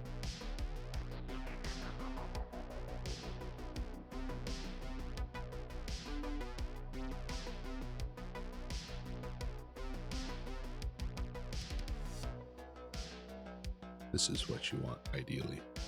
This is what's on most stuff. That's what you want.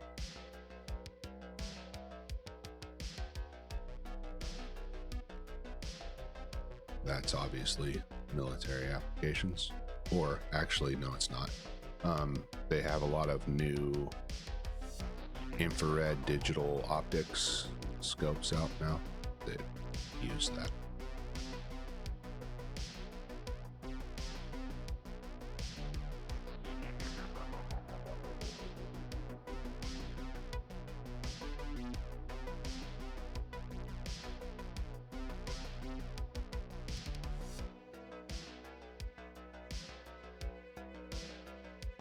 And the reason why it's in, like it says, this angular, right, is because the mills and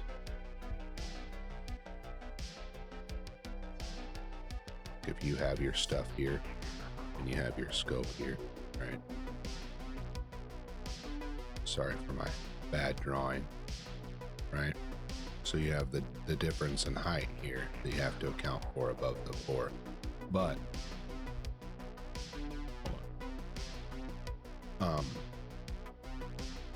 like this sight picture is in a circle and there's like little tick marks, right? And so that is measured if you know about math or anything. I don't, but that's in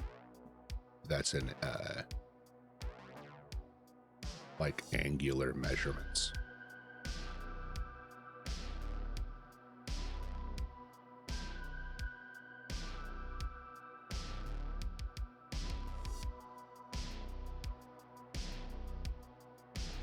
So this would be saying that second focal plane sight, and at 100 yards, one click of the scope equals that amount of adjustment.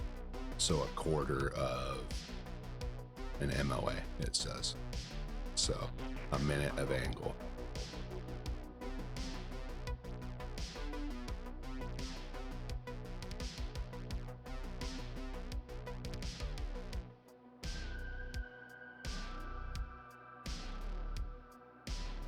And sorry it's as boring for you guys and there's not much dev yet, but I gotta familiarize myself and get to know a lot of this stuff. So that way, as I'm starting to do things, I can go, oh, where did I see that? And then I have in my head a little bit of a picture of what things are and kind of where they're at. It's all part of it. It is dev. It's just not, like a 9-to-5 dev where you go in there and they give you all the, hey, you're building this. This is a little outside the scope of that. No pun intended. But like I doubt if you gave this to a company that they would even know where to start. They'd probably be doing the same shit I'm doing right now.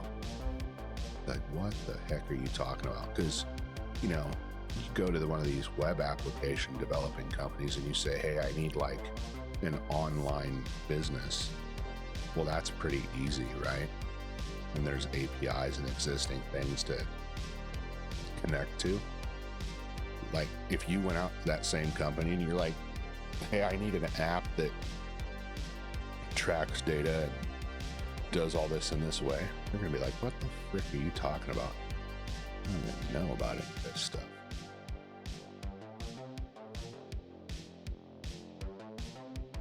Git adjustment. Okay, so what I'm thinking about, so when I'm doing this, like this is the example, right? And this is nice for, like, if you were going to do this just on its own, right? It would, you know, be something like where you,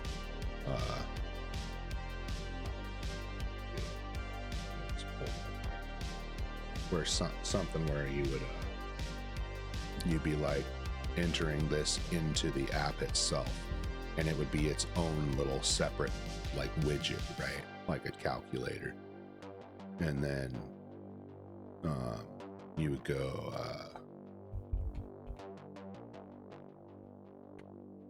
distance to target, and then that would be that 500 number, and then you would go units, and you would have a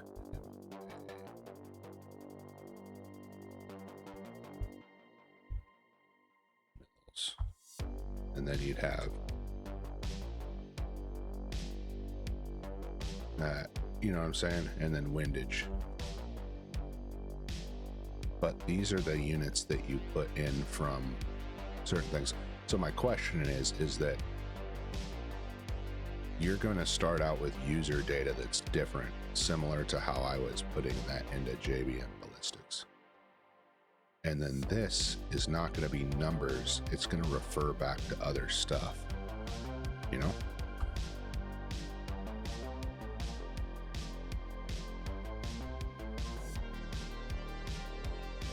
Get trajectory adjustment.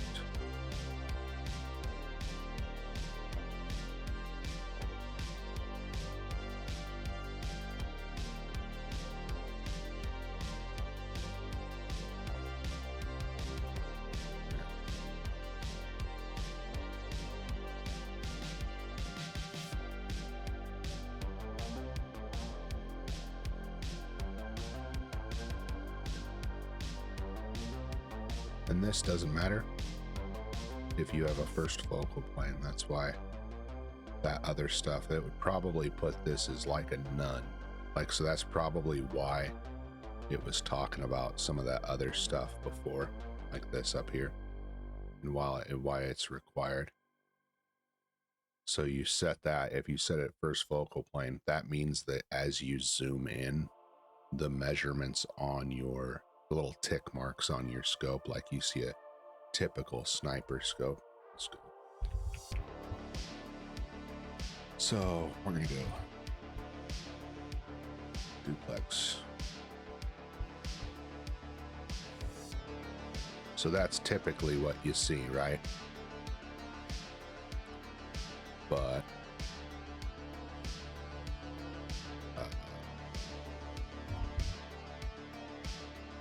this is what you see in Hollywood and the movies. So if you have a second focal plane, as it zooms in, you can no longer use these things as measurements. And so that's why you have the first focal plane, is because when you zoom in, the scaling of this stays the same. And that's for, because you can use some of these more advanced reticles. You can actually use these things for adjustment, and you can also use them for measurement, like the stuff that I showed you guys the other day. So I'll just show it to you, get a better sense of what we're doing, right? So here, so these little tick marks here, those are 1/10 MOA or whatever the mil radian, or they're 1/10 mils on the one that I have, but and so you can get the width and the height, and there's a calculation you can use, and then that gives you the distance. So if you know that in mils or MOA, you can get the distance from your target. So that's a way that you can use your scope as a measurement device.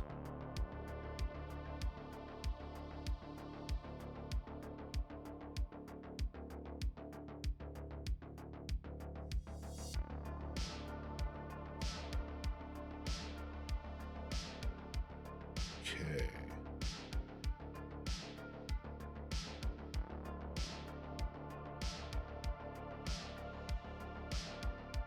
And another thing too, as I'm coding, as I get into coding this up here in a little bit, it's going to be all janky, and mostly I'm going to be trying to get it running through the command line or whatever, so that way I won't be putting it on any kind of what do you call it? I won't be putting a user interface on it just yet, so the code's going to be slightly different for that.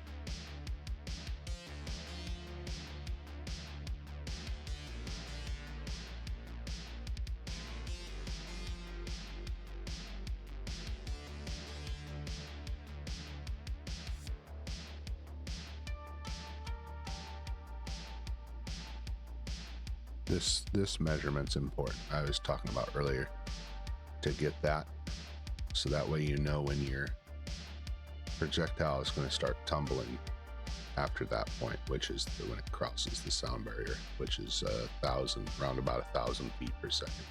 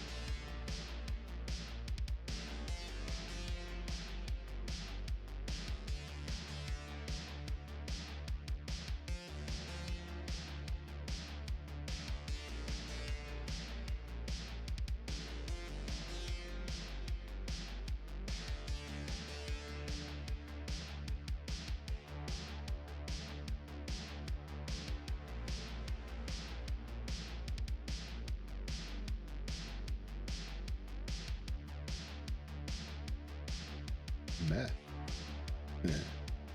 Don't do it.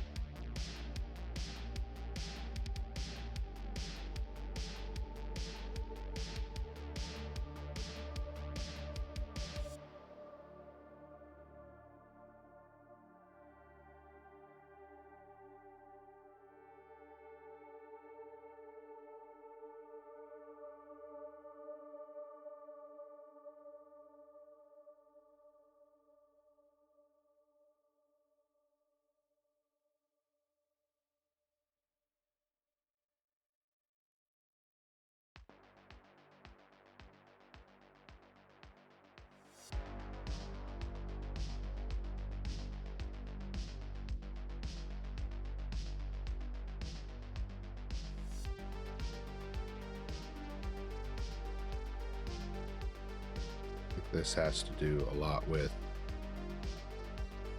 plotting that with matplotlib for different things.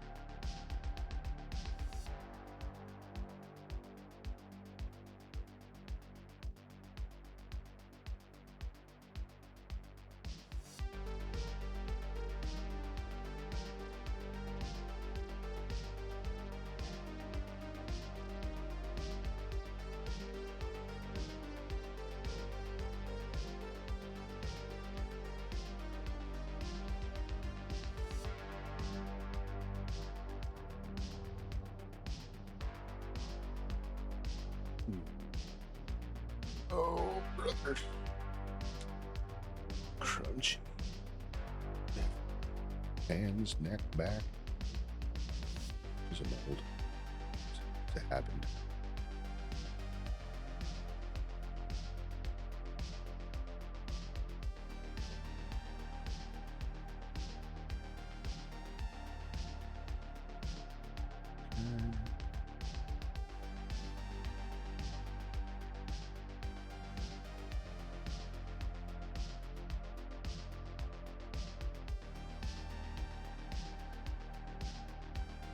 Also, you have to have some amount of accuracy within this as well, because if you don't, the you know, the tens and the hundreds or whatever, when you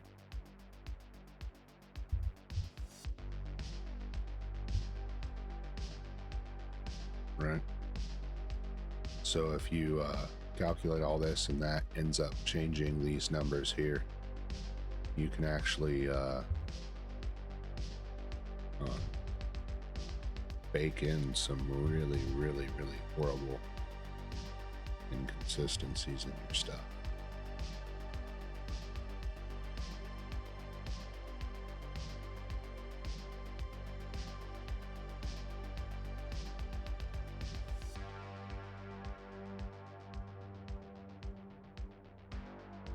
That's useful. I might put that in my stuff too, for the people that do hunt. I don't, but I think a lot of people that use the app would probably end up using it for that.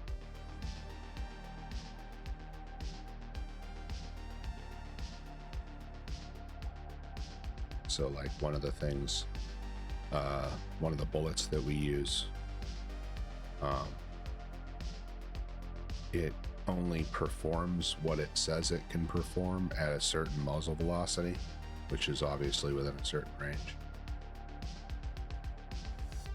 So that's good stuff.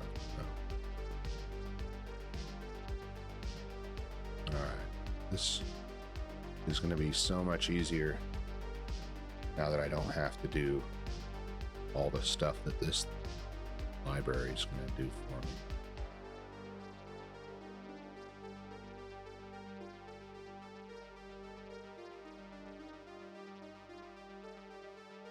All that stuff you're accounting for. Units. Come on.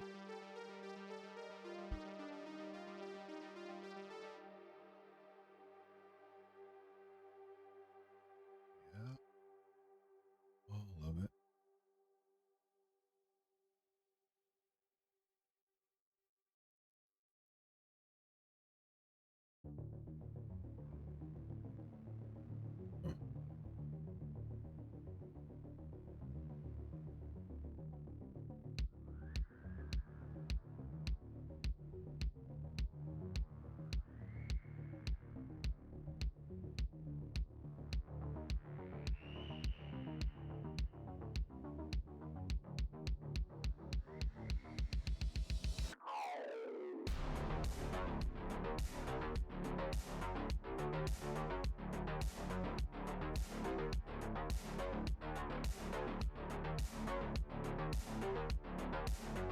And we're going to have to start out with code snippets too, because even though I have that, or well, we're going to have to next do the finish out that app thing. And I'll go over it with you too. It's a boring part, guys, and I really don't mean to be like the rest of the code streamers I see, where you just, you know, you bring up, let me bring up VS Code and, you know, have my code here and then just yap the whole frickin' time, and, you know, every once in a while I'll scroll around, oh, here's something else for you guys to look at. And so anyway, you know, cold turns your grapes into raisins. Pro tip. You know, shit like that. I don't want to be like that. I want to actually get into the coding part, but if I don't know which way's up, and I'm going to be beating my head against the wall enough without having a sense of direction. You know, I don't know. I've never done this before, so this is my first time, but I have done highly complex projects. Well, nominally complex projects of different kinds.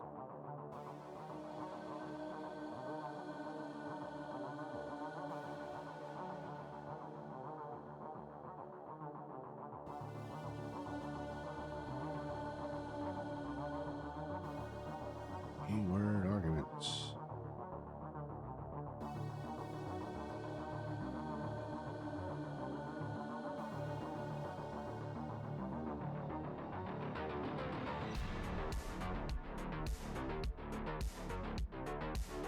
See this part in particular? I'm gonna be able to set this up for people to use right off the rip, you know? So they'll be asked what they prefer to use. So then at that point, all the other stuff that we read, it will switch all of those things to the units that it wants. Even you filthy metric heathens.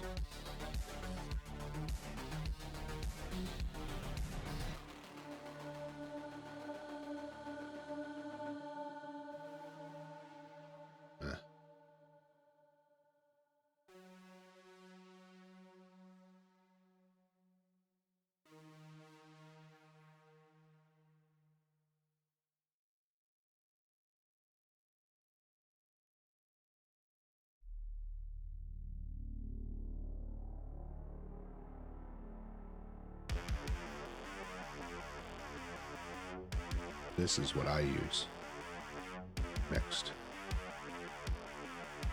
So like, for example, my angular is going to be in mils. My distance is going to be in yards. My velocity is going to be in feet per second. My pressure, as in bar, Celsius. No, I'm going to be using Fahrenheit.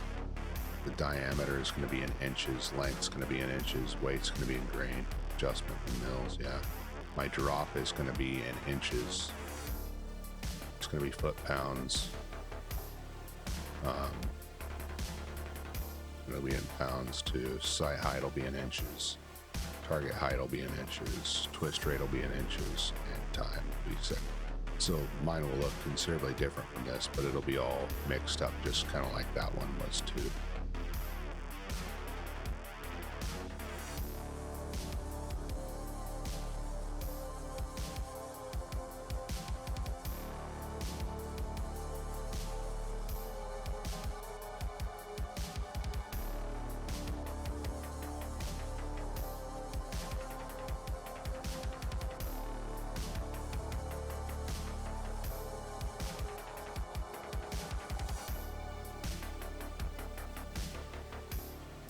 Wait a minute, it takes 3.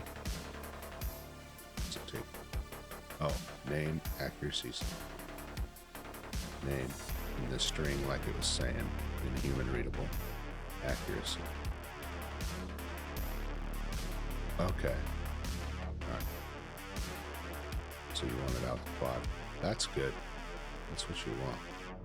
Like I said, you don't want to have like your thousands and 10,000s and tens adding up to, you know, ones or tens or 10,000s. You know, it gets you off real fast.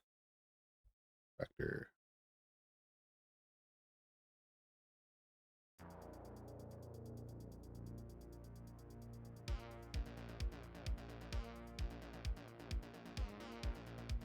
Huh. Oh, it's windage. Windage. Right.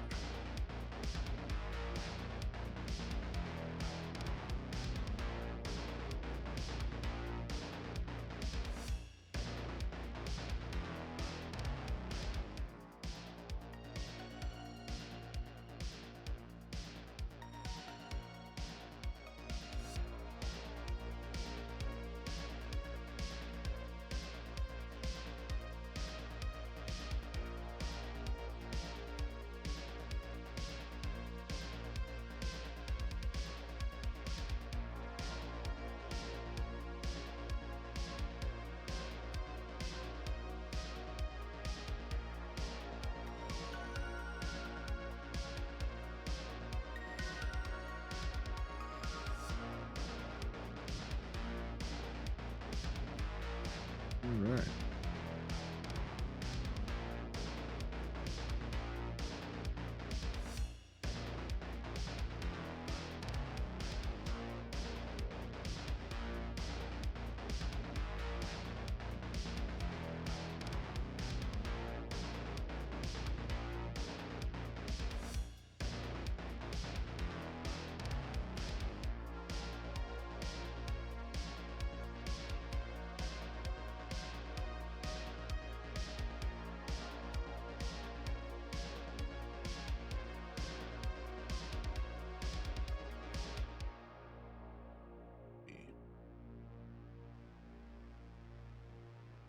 Extremely.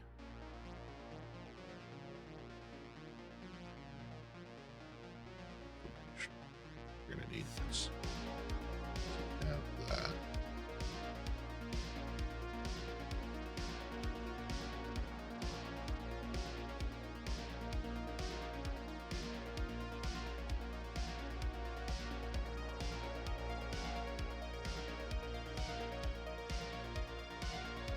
Okay, so that's nice too. It gives you, kind of tells you what you're gonna need to do for when you're coding this stuff.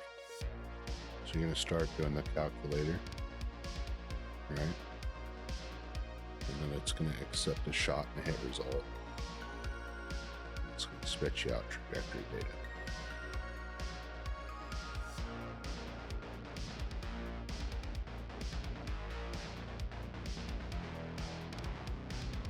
That's a shot.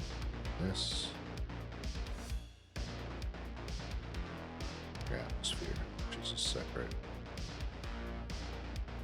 A lot better understanding of kind of what's going on now that I read or skimmed through everything to kind of look at it. All right.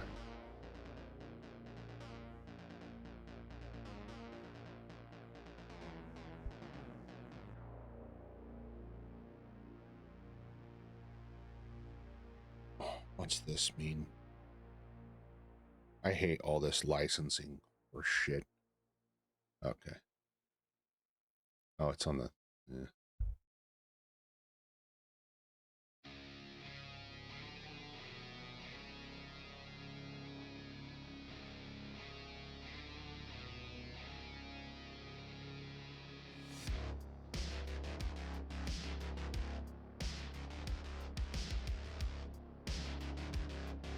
So if you guys are interested,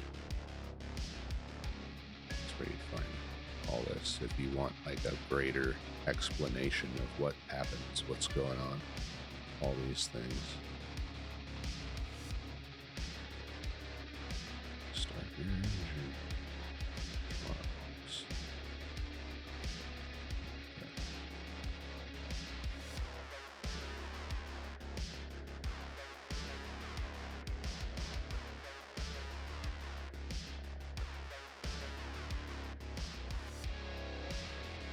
We're gonna do this one. So we can, hey, here's the first bit of coding. Are you ready? Are you ready? So what we'll try, we will get to a terminal.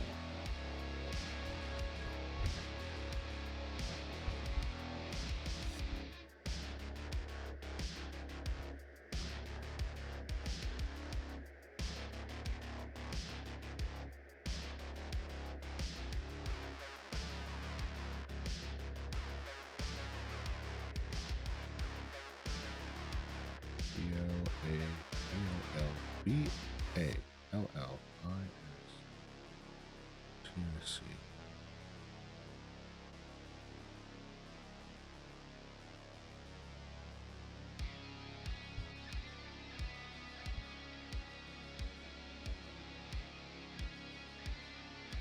EXTX, EXTS.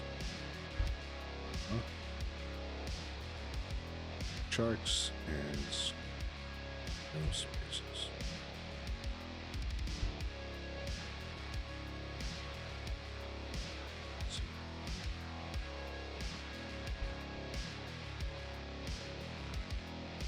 See what that do. Like throwing air. Oh. Of course, we forgot to download the dependencies first. Oh, maybe it's doing that for us right now. Pandas. The other one I thought we would. We're going to download the whole shebang because we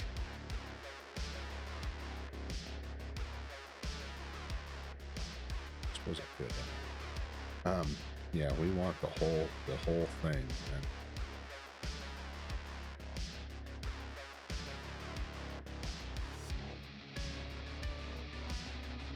we want it all.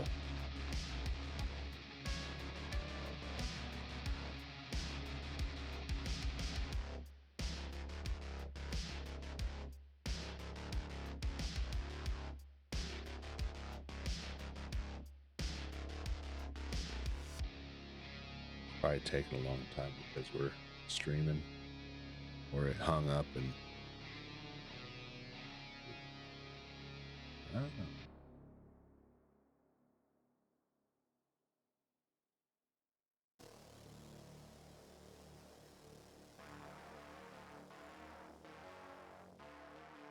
And if some of you is wondering, I don't know if you would or not, but I've got the bearded theme and I have it on vivid black. I like that sort of thing.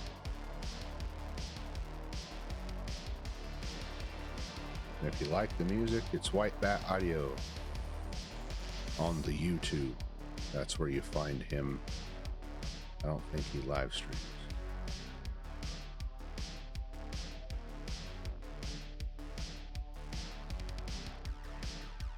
Okay. That. Probably want to do that not in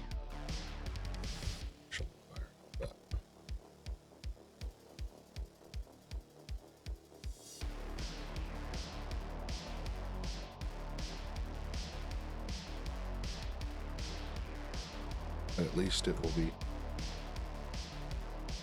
Of course. EXT. EXE.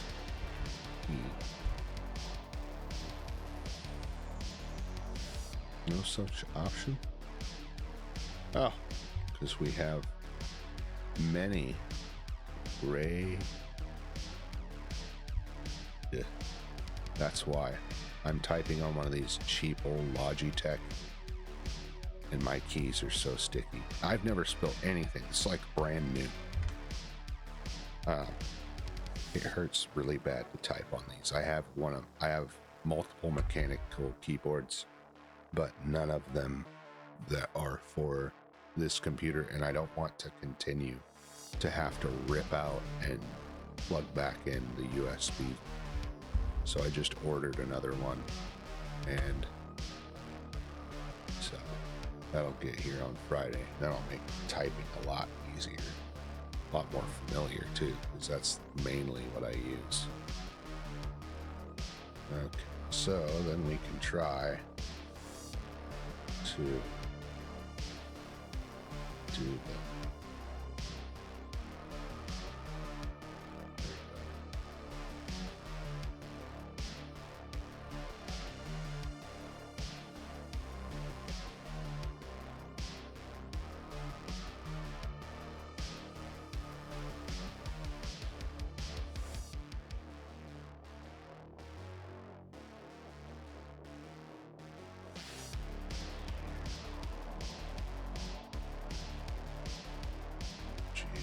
where's the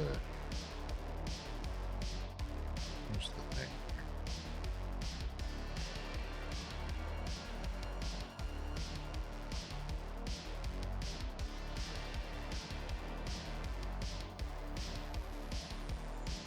Go to that.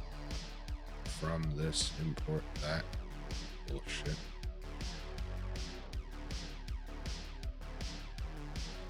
I just saw it.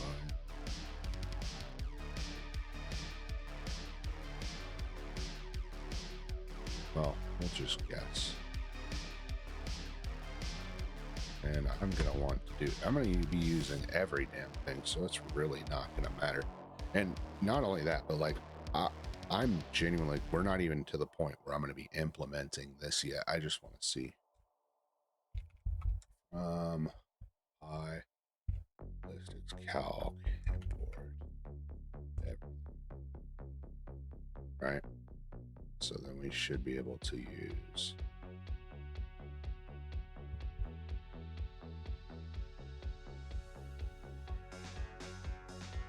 what's it? All calculations in real units. Come on. Please give it a program there. So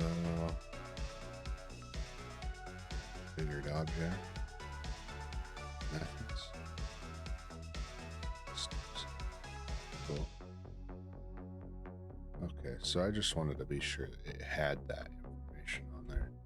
But like, I mean, we're not even to that point right now. Like, we're gonna be doing like import like OS and statistics and shit.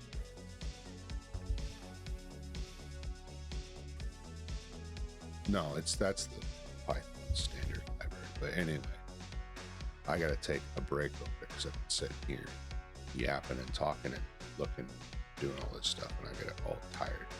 I was all really excited when I found out that you could actually, that I didn't have to do the math. I mean, I'm still gonna, that's a lot of freaking work. I'm gonna have to do a lot of things I'm gonna have to implement, but we'll take it off in bite-sized chunks. When I get back from my break here, which I'm just gonna take the dog out, go to the bathroom. But when I do come back, I'm gonna pull up the app, like that notepad app that I was talking about, the app on. I'm gonna go over it with you guys and kind of like, and again, that's for me too, so I can get that in my brain and kind of get a workflow down. And then we're gonna take a chunk of that and we're gonna code it up. And I know I said I'm only gonna be on here for 3 hours. I don't really care if I'm on here longer or not. I just want to make sure that I get some actual coding in on the dev stream that I even put it in the title, even if it's stupid. And again, guys, the fires of tutorial hell are still singeing me in the ass for, all right? So I don't even care. There's no ego behind this at all. You can feel free to make fun of my code all you like. I don't mind one bit, right? I know I suck, and that's the point. So I will be right back. I take my dog out. I'll leave the music for you. Listen to that if you like it. Here, I'll change it. I'll change the music.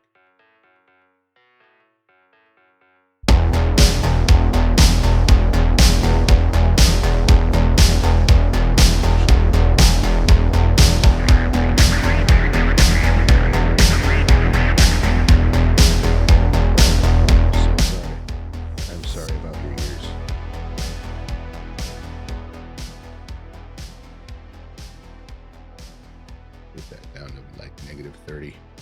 My apologies.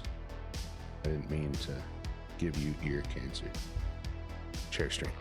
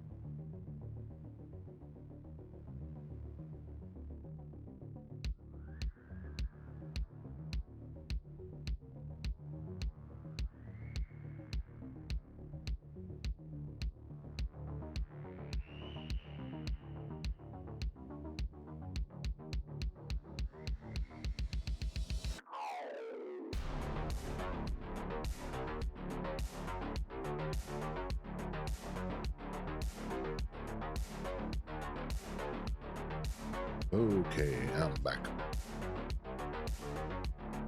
Now we're gonna do a little bit of stuff. Get this information. I'm actually gonna save that. Sorry about bumping the mic. I'm actually gonna save this file we're about to look at inside our project folder, so we can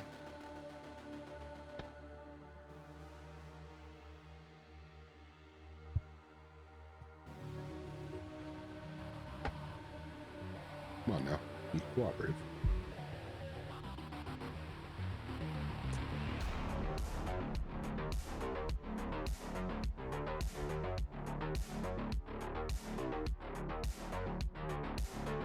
If you're chatting at me, which I think there's very many people here, if any, but if you are, I can't see you for the time being. Manipulating these files. First app, there it is, there's that file. And where did we have, what did I call it? There it is. We're gonna stick this in here. Okay, so we have that now. It's copied into our project file. So I should be able to get rid of this external hard drive and get it off my desk. So just in case I decide that today is the day that I'm gonna spill something on something. You never know. It happens. One of the awesome benefits of having the stuff I have that goes on is sometimes my brain makes me drop things. Like my hand will literally physically stop working. That's weird. Okay. So we now have that pulled up. It should be in our file. So I can do this. But we're gonna minimize that. Bring it back up. Exit. I'm gonna read it from the notes. It's formatted for that. So, our app, what we have an idea, what we have. Don't save the untitled stuff. Minimize this. Get this halfway. I don't want any of that. Bring up Mr. Paint so I can, look all professional and stuff when I'm explaining it. Come on, come on. Anyway, so the heck is that stuff? Go away.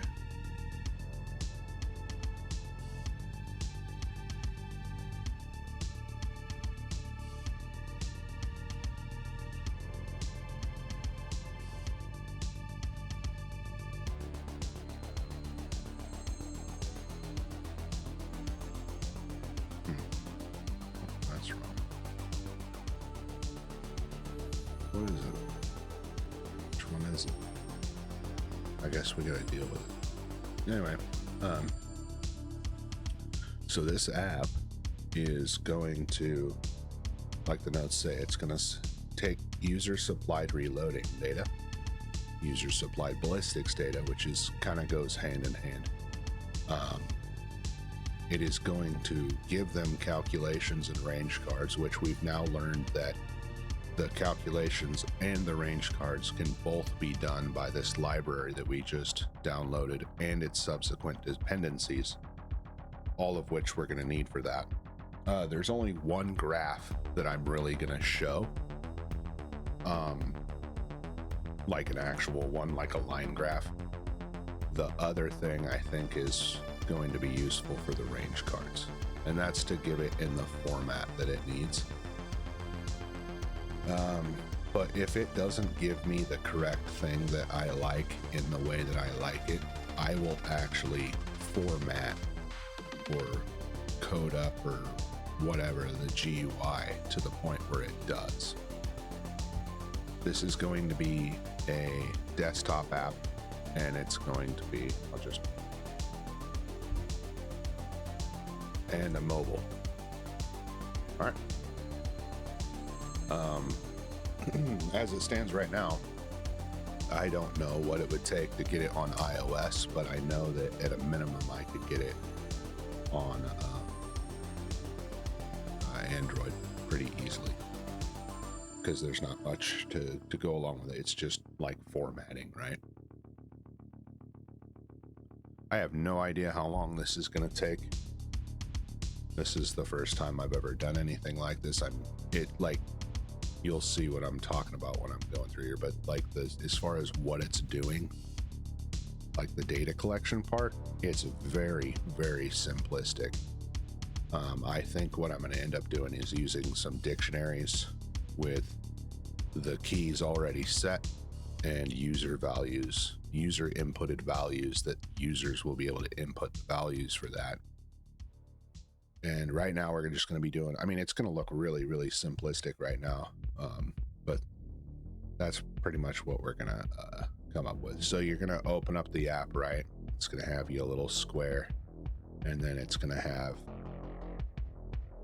a pre-made profile, and then a little plus, so you can add little tiles. These tiles are going to be for your entire system, right?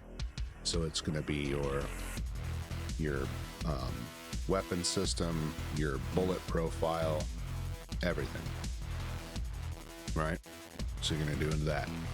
Then when you click into this overall profile, it's going to give you a main profile, which is going to consist of these individual components, right? So your first one will be the system, and then your second one will be the round, and then so on and so forth. So each one's of these individual things, you're going to be able to go in and manipulate the data that's in here. Excuse me, again, always so sorry. Hacking like an old guy. I am an old dude, probably compared to a lot of you. But anyway, so you'll be able to enter in each of this data, right? So this would be 2B, etc., etc.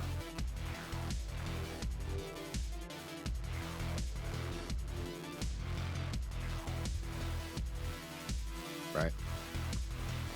And in and amongst this data is going to be information that the stuff we were just looking at needs. And how the dictionaries work, so you're going to be able to reference that to the individual things that it's asking for. Now hopefully it's not like, what we might end up having to do is take all of the data points that these store, and store them how the library references them, which may cause a little bit of discrepancy between, between what I've written here and how I'm thinking about it, even though we saw that some of this information is going to be going into what we're going to be doing, right? Some of this information is, but other things are not. And these are also important, but not for the calculations, but these ones are. And this was written, this is how you know what I'm talking about. We were looking at the library, it was talking about these things. So that's how you know I know what I'm talking about, at least as far as the implementation goes, non-code wise in the real. And then just all this information that it needs. Then you see I didn't know if it would need burn rate or if that's its own separate calculation, but there's a thing in there that you account for. And that varies with what brand and type you're using and even the lot number. And it's going to have brass section and all that, right? And then so once you have all of this data, you can click in there and manipulate it. I need to go back over here. So you click over here and manipulate it. It will also have that matplotlib thing that I was talking about, and this will be a graph, like a line graph with individual data points on it that you can look at this at a glance. Okay, and this is going to be strictly from, what did you do?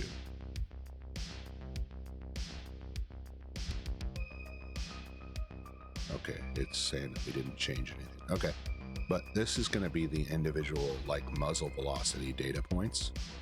Okay, and it's going to have those, and that is useful for finding little plateaus that equal muzzle velocity stability. In addition to that, underneath of here, there will be a little panel. I'd like a little panel that shows these calculations. And this, again, it's at a glance. This is not like very important information necessarily, but it's important information just like to know. No, not save. Undo. There we go. So that's like kind of what I'm talking about. Matplotlib. Okay. Graphical representation. Now, that is where like this app kind of, you know, more or less, that's the meat and potatoes of it. Then it's going to take all of this user supplied information at the various points. It's going to take that user supplied information that is actually relevant to the ballistic calculation portion of it. And then it will have its own,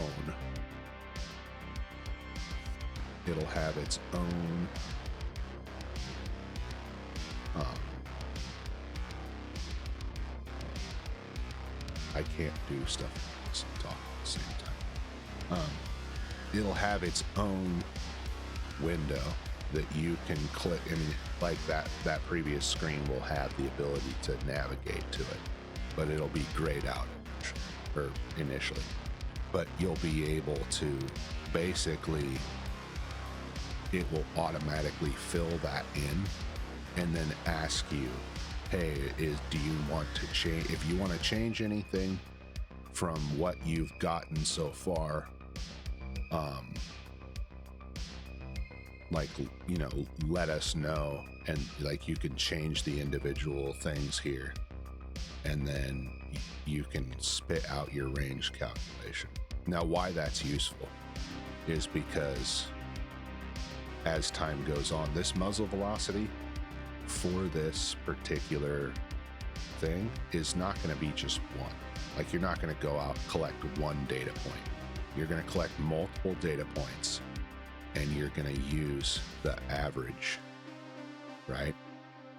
Which does build some inconsistency in your stuff, but over time, if you get enough data points, it gets closer and closer to what the actual number is. And as you do that during different times of day, with different temperatures, different humidity levels, and you go into enough places and you do it at different altitudes, then you're going to get a better, more accurate, like understanding of what your stuff's actually going to do. Okay. So it's pretty easy, I think. I mean, it's not easy. I'm going to struggle like even with this basic stuff, right? But I think at first, I think that what would serve us best for these would be dictionaries, right?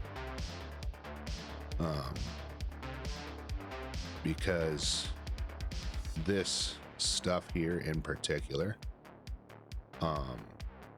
is like, it's fixed, right?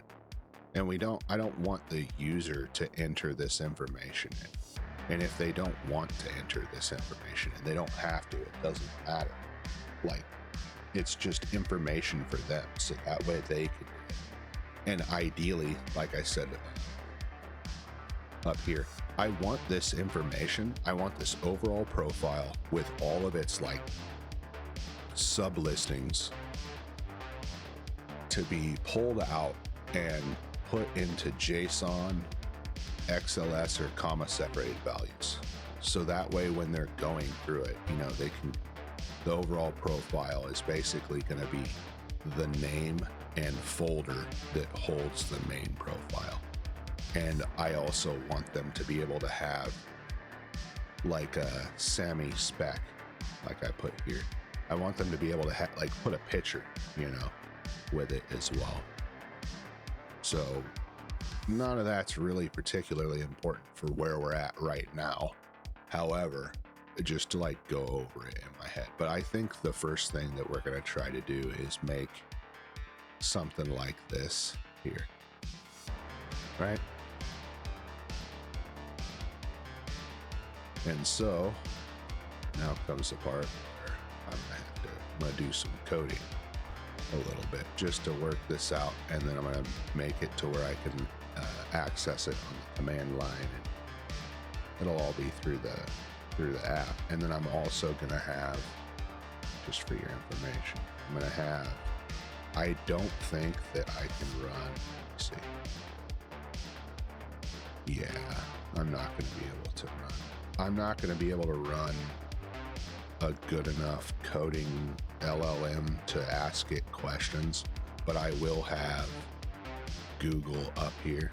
Maybe I'll just put it in view so you can see what I'm asking the question. But I don't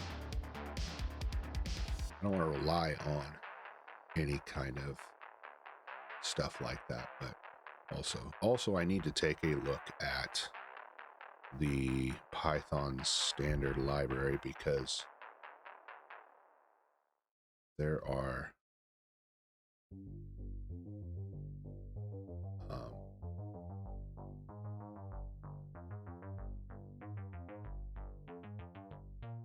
things that I kind of need to, you know, I need to know, like this pathlib. Right.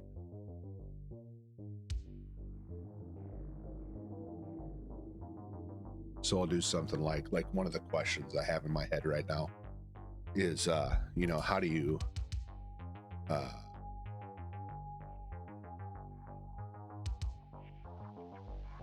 because I want it to be files, right? I want it to be files that you could click on or navigate in your file system. So how do you,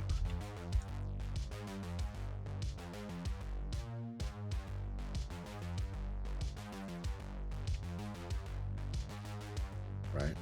So with open, okay, yeah, for that.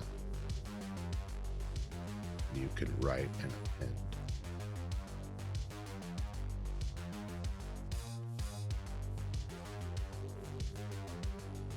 Overrides it if it exists.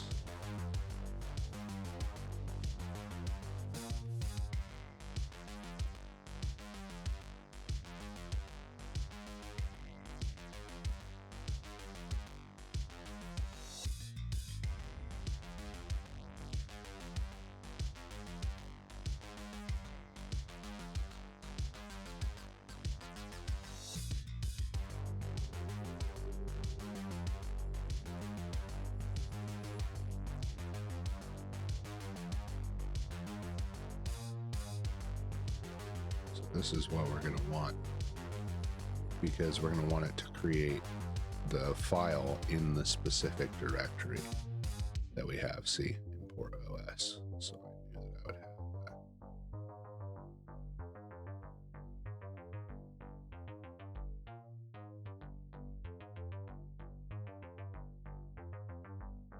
And then, so I'm pretty much just going to kind of copy this more or less the way that I want.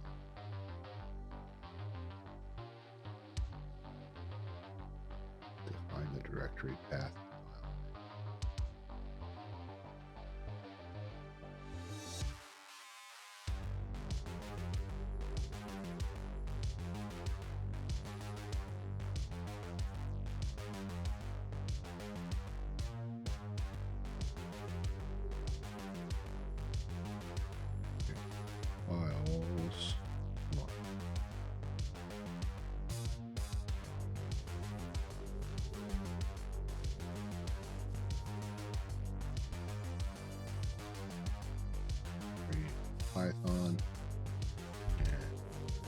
Does it matter if it's in Windows or not?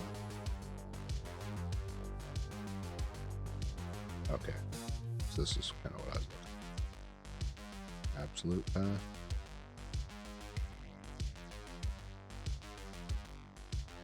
But that's the thing, if I do it on one, is it going to change the other? Or should it just create that within the system itself? I guess we can try. We'll try the first one.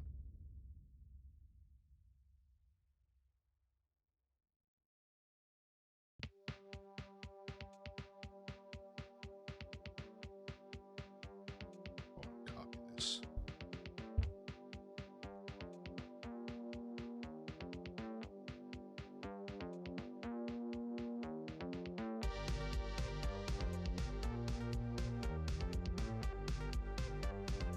Okay, that's good too. And that's where that other one comes in, because it just goes from the relative path and wouldn't matter.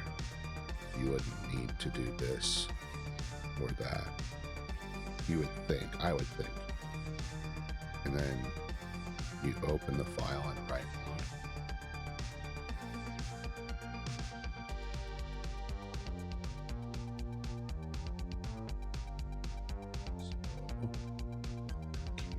I think we're going to do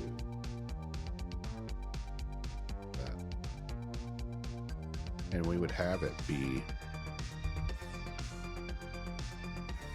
we would want it to be a function, right?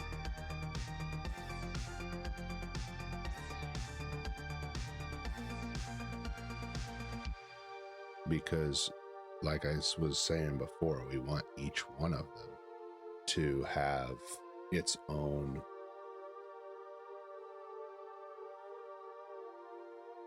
like I was saying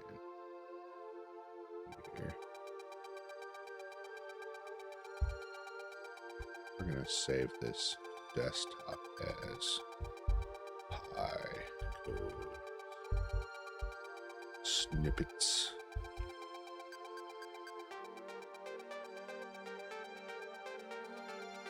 But like I was saying here,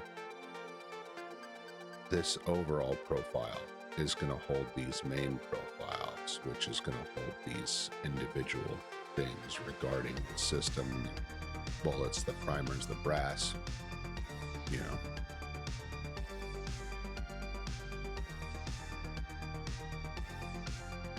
So I'm going to do that first. Import OS. We're just going to say equals, what did I call that?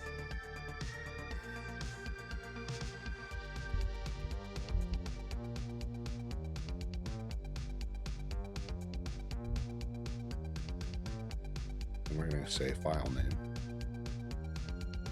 Would it be file? No, because it's not going to be a file. It's just going to be a freaking dictionary, right?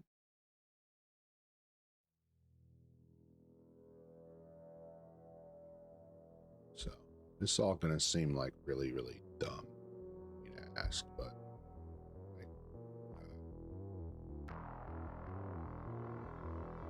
I know you would just create the dictionary, right?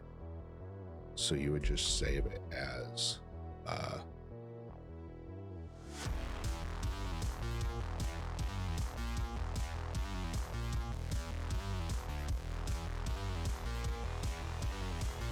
so we're going to have a different dictionaries, I think, for all of that. I'm going to open this into a new window so I can get it over here side by side. But I think that I'm not going to do that. We're just going to create this. We're going to create this first, this 2A as a dictionary, and we're going to call it system. Now, we probably shouldn't call it system. We should call it there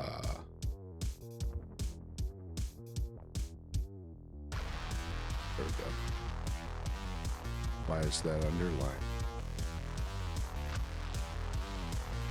save it as a dictionary. And we're going to have brand. Okay. Key value. And then this is the one that I wanted to look up. Go away. Come here. This is the what's or no, I have that already saved, don't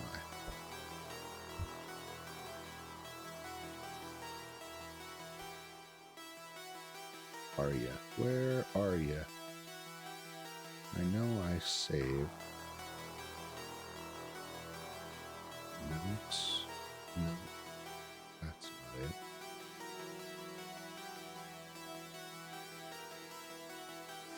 Here.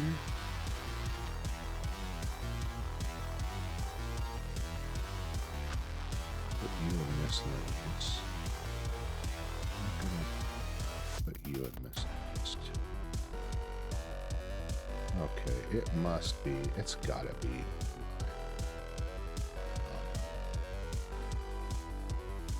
my external hard drive, which I have to get out again. It's better than spelling any.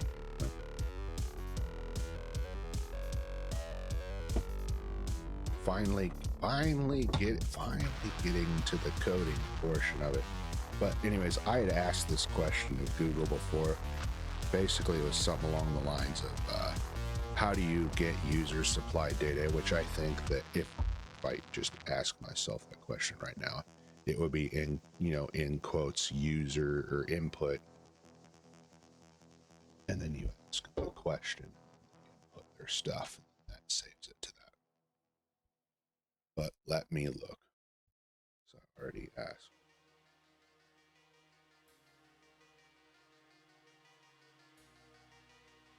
Oh, brother. Python Q&A. Yep. I am actually going to transfer that file out there. And I'm going to open this.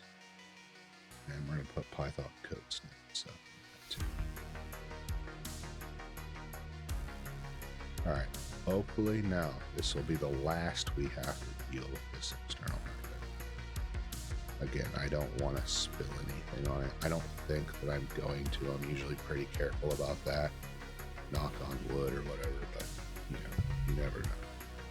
I don't want problems. It's literally my backup. All my files are on this hard drive. I have a couple of them, one for each of my important boxes, one for my hacking box, one for this one, and one for my code stuff. Okay, so what do we have here? General structure. Oh, that's the virtual environment garbage.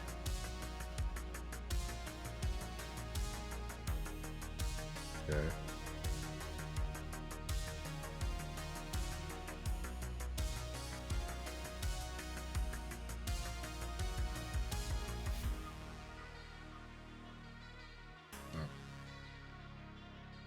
So we are how to use, how to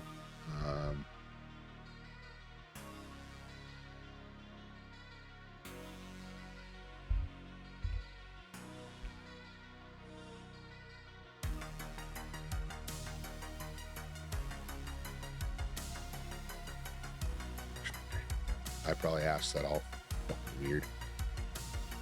Yep, use the input function. I knew that.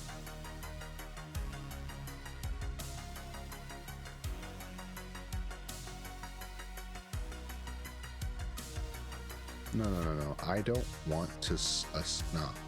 No. I don't. It was something that there. No. That was fun. No. That's not the way you do it. It was different. I remember. Because this is all well and good, right? But then it saves this as a variable, like you're doing it twice. It's using up extra shit. You don't need that. So, how to let user define the value in a dictionary.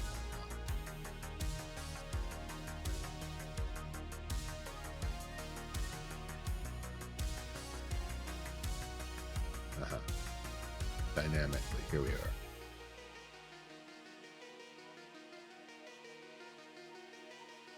So input, enter a key or type quit to finish.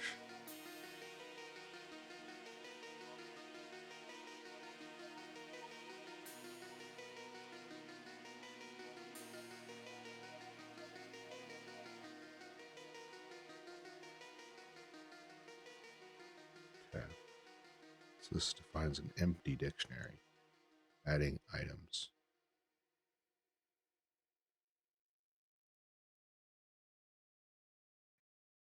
So it'd be something like for I in weapon systems while adding items. We'll find out. Let's just do this and we'll separate it.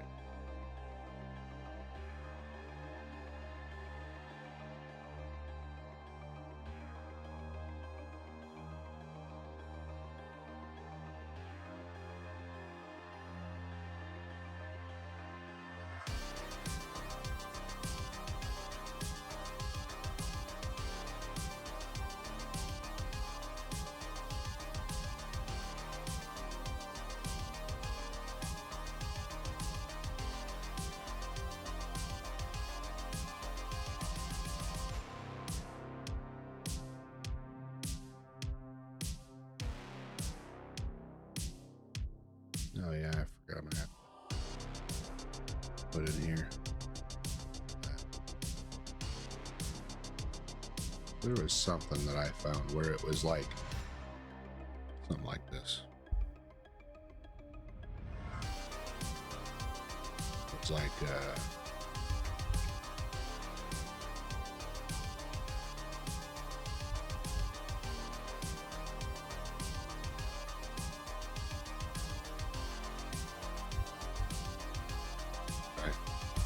something like that.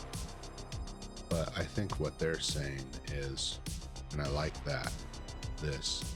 So we want to go through the whole dictionary, right? So we're going to try this out the way that it says. We're going to set this as an empty string.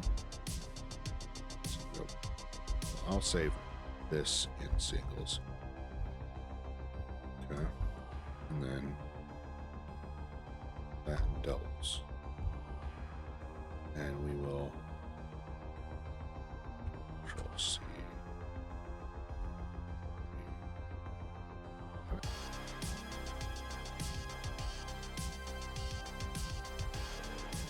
C.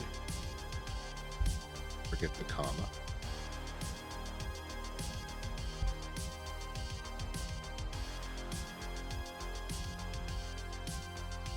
Oh, we gotta figure it out. You know? I'm probably on the wrong track. Let me pull. I'm done over.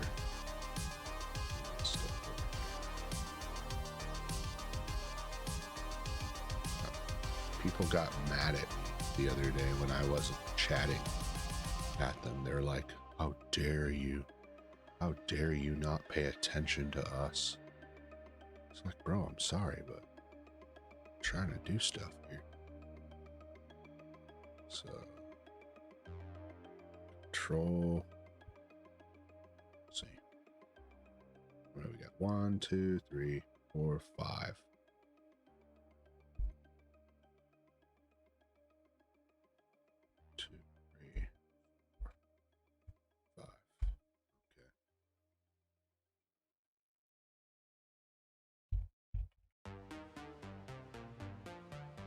The only problem is that the method that I'm doing right now is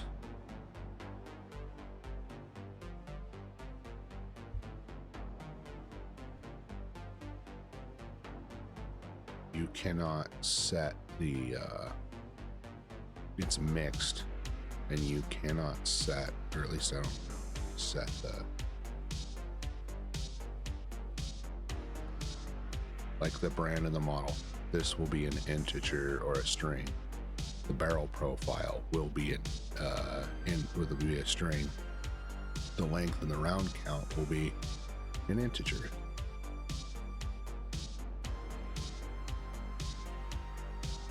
Can I just set that right now?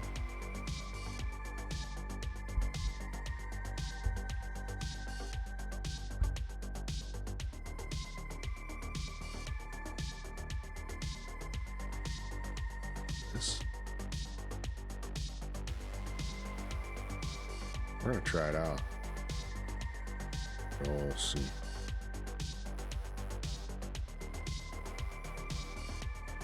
Right.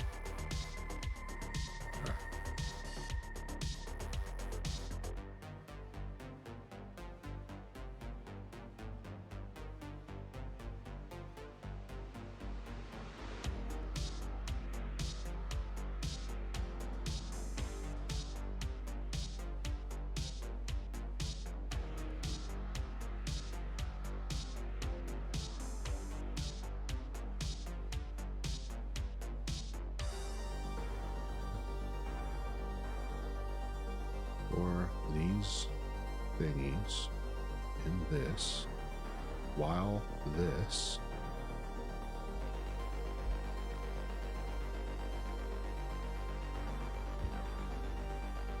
input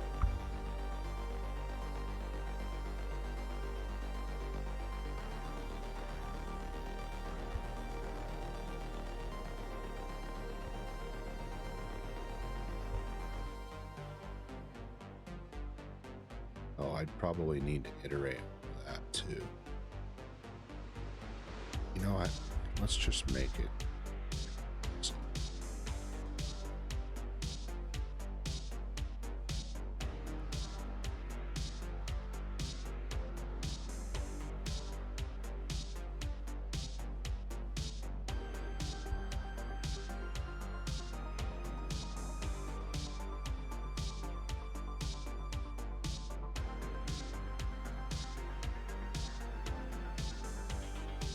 Proof of concept.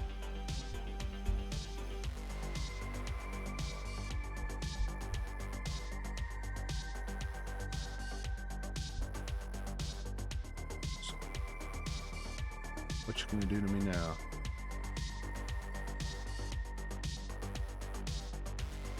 Yeah. All right. I figured not. We'll use that. We'll have to do the convert that.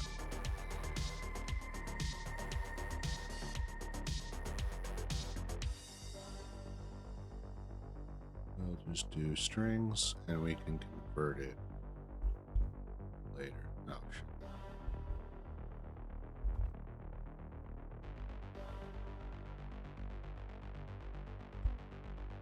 Figure out how to do it later. How about now? What do you got for me now? What's your entry? There we go.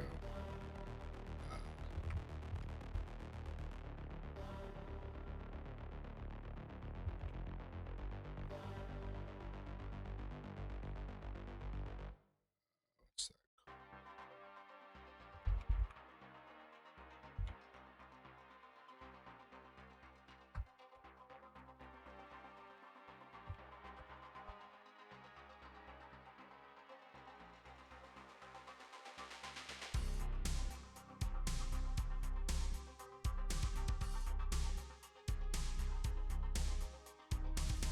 So we have an envelope.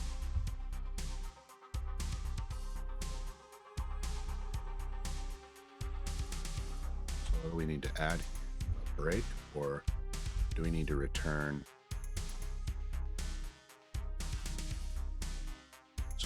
That's not what's that. Do we need to add a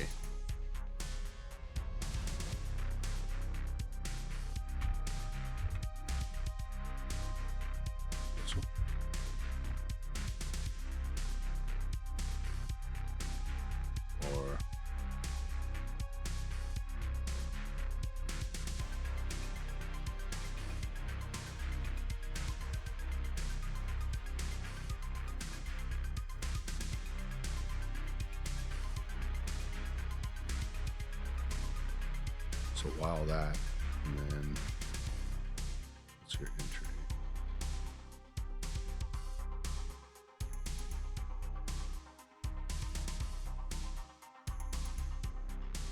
Okay, I see how they do. So you establish it.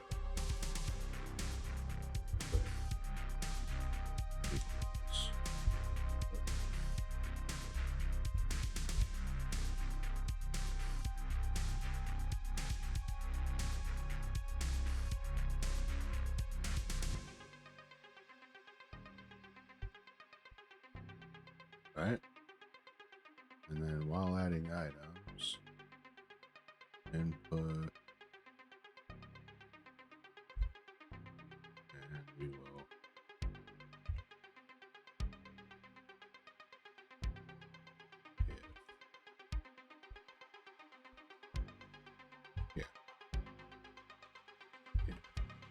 key lower.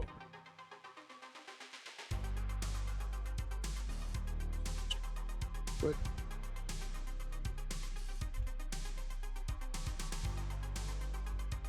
items.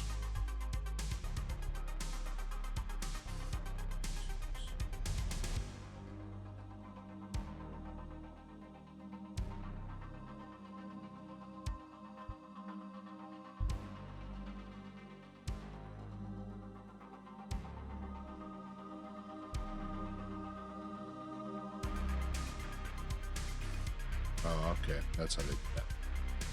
So I just added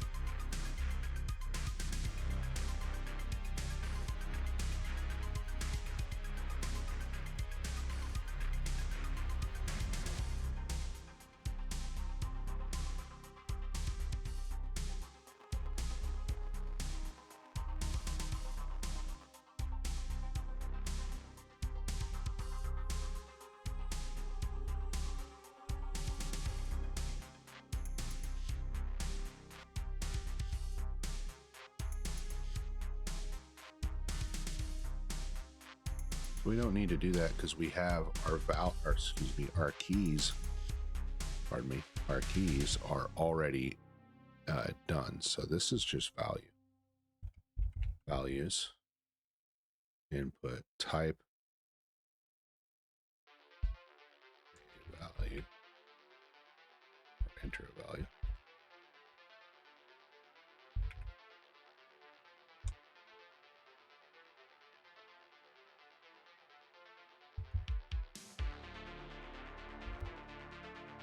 To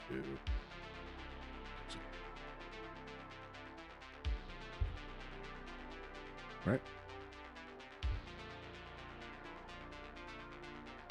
Okay, if values dot lower equals quit, then adding items. And we're not going to say adding items.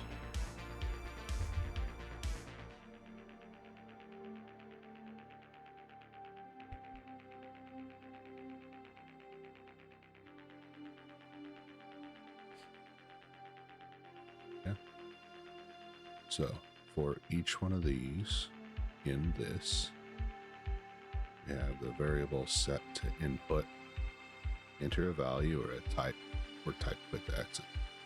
So it tells you to enter one of these. It says, so what is your entry?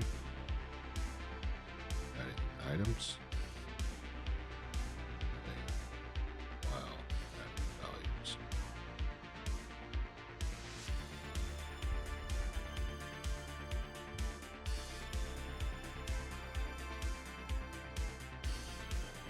If values dot lower equals quit, so that gives you your exit. Let's try it. See if we do stupid stuff.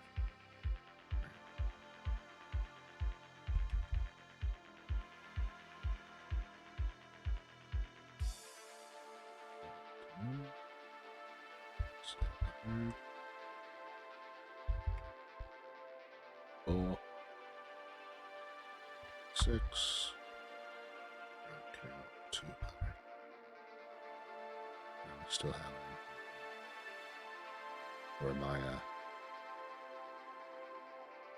1, 2, 3, 4, 5.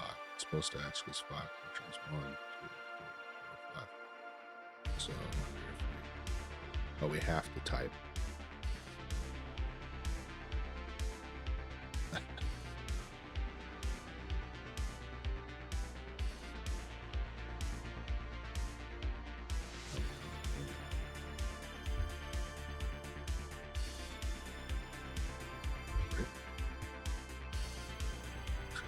Let's see if it does it again. Dang it. Come on.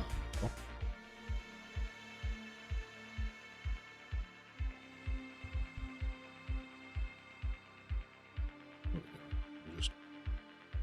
It's the third one. Wow.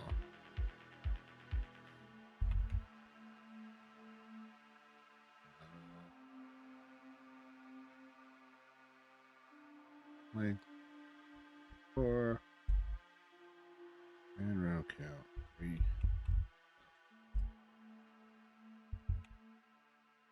Nope, it's still doing that to us. Okay, so what's going on? Why are we not doing that? Because we don't put this right there. I bet it's under here. It needs to be under the while loop. Excuse me. And that's if it reaches that point. So we're gonna go this. Steps.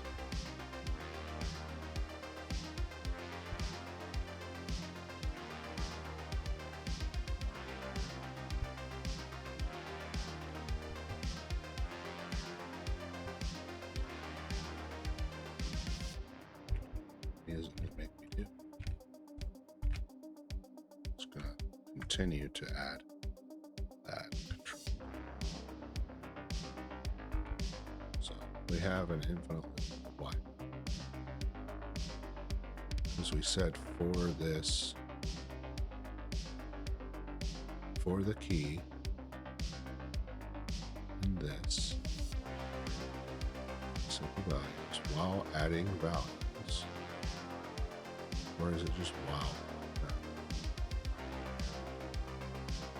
If it equals quit, adding values equals false. Why is this not doing it?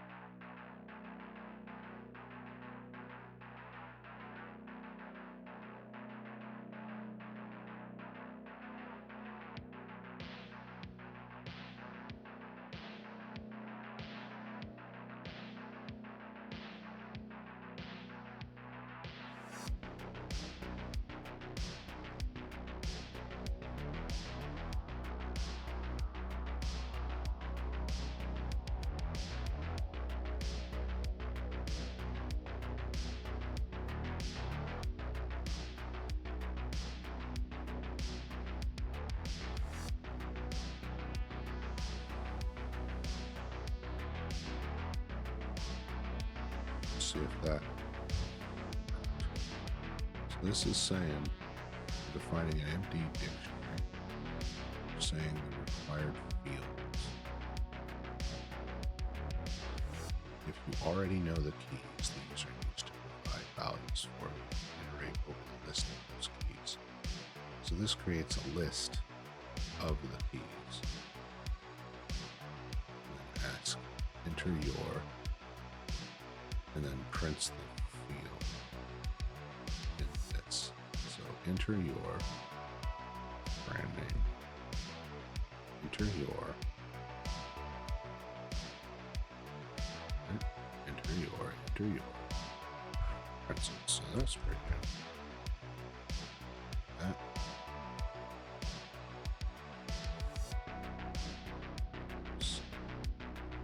Other.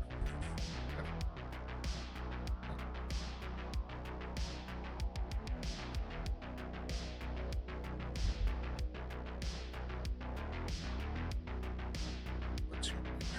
What's your intro? What's your intro? Why is it asking me that? Is it because I didn't save it? Because that's what it was asking about.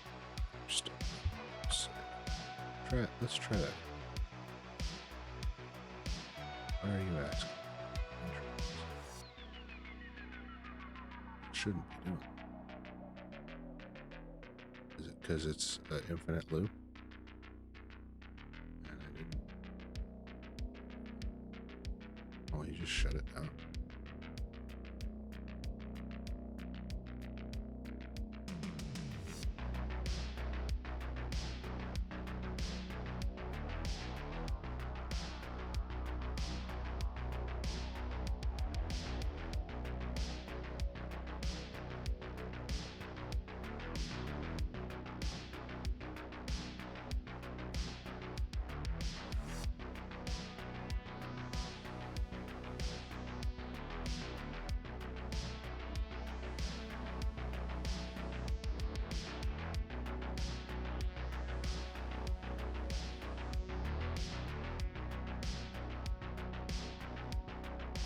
Perfect. That's what I wanted to do.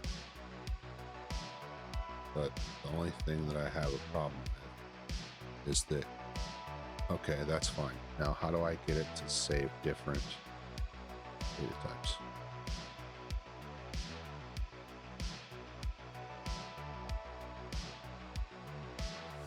Input function in Python always returns a string.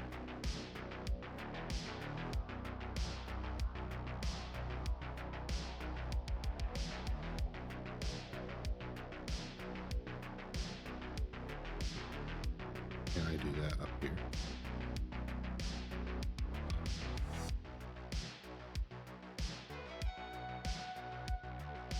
Right.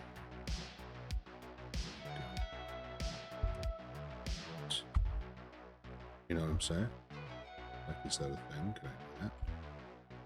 But we're gonna find out. I'll tell you what. Break things, bro.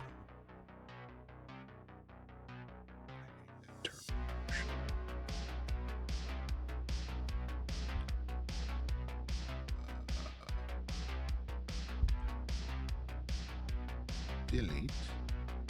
Okay. It didn't give me no red squigglies.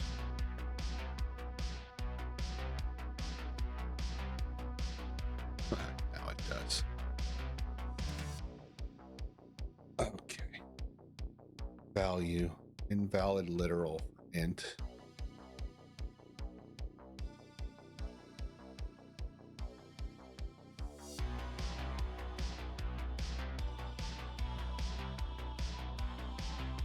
Well, we can also just convert it. I would rather have something that works that I have to remember to change this over and or figure out a better way to do it later. It's just important that it works. That's what we care about.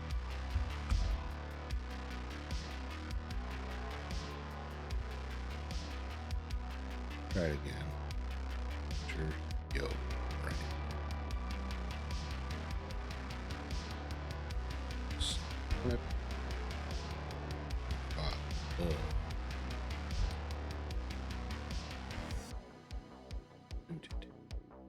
the length of it.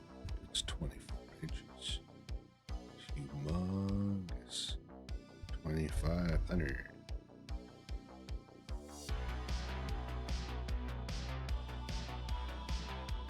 Okay, we got it to do something what we want. Yeah. Now we do this for. Hold on, I want to figure it. All right. Important note on data types: the input function in Python always returns a string. If you need user to input numbers or integers or floats, you must explicitly convert the input using int. If the user enters something that cannot be converted, Python will raise a bug. Try it.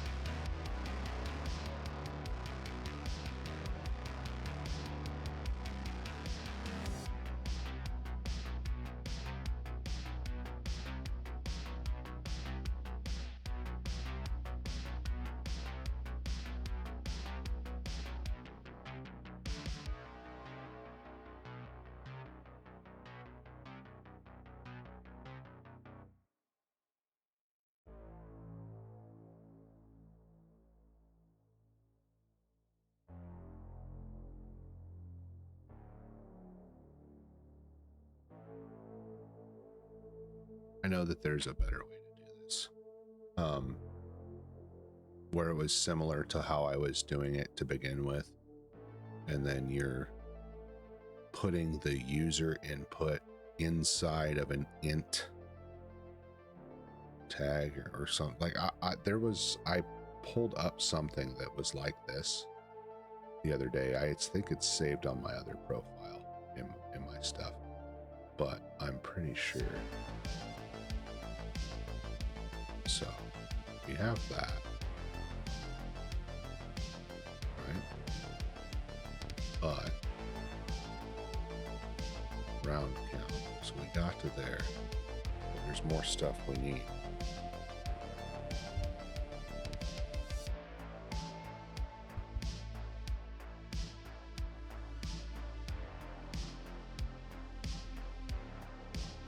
Twist.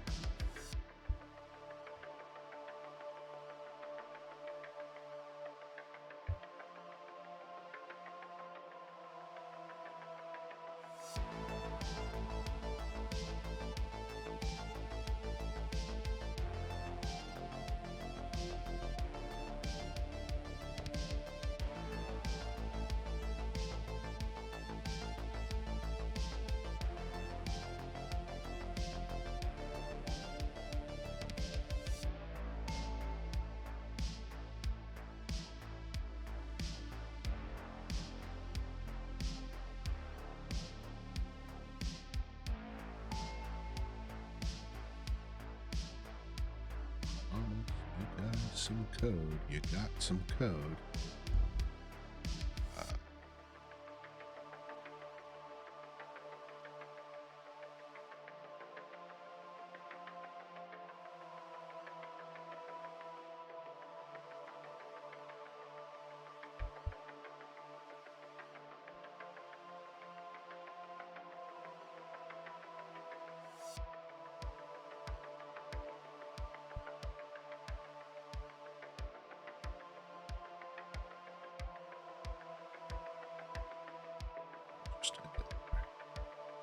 And we'll do this. Save it.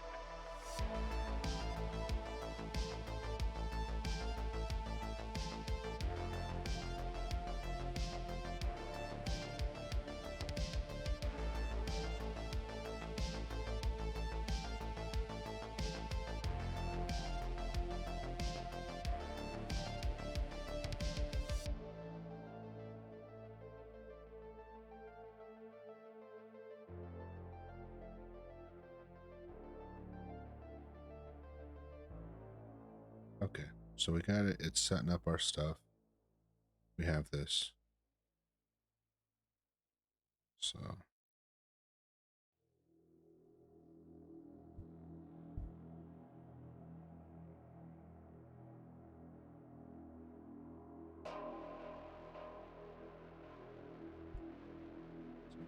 around.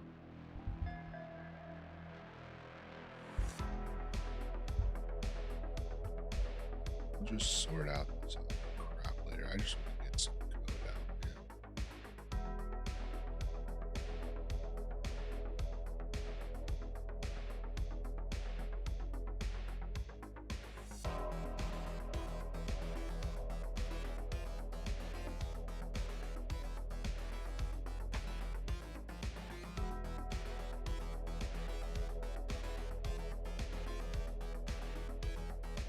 Oh man.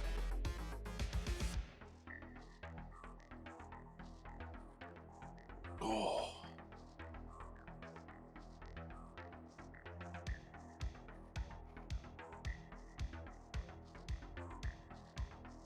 So I'm gonna call this R. R fields. Roles.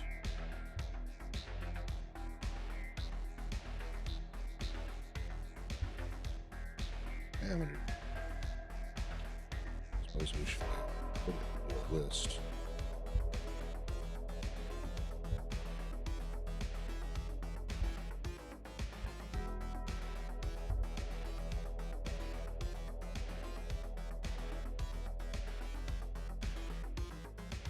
Wait.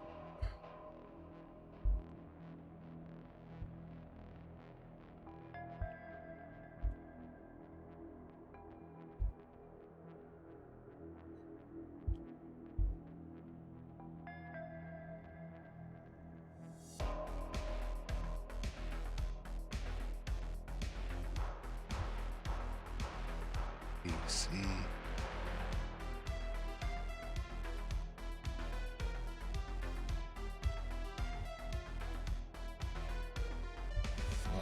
Number.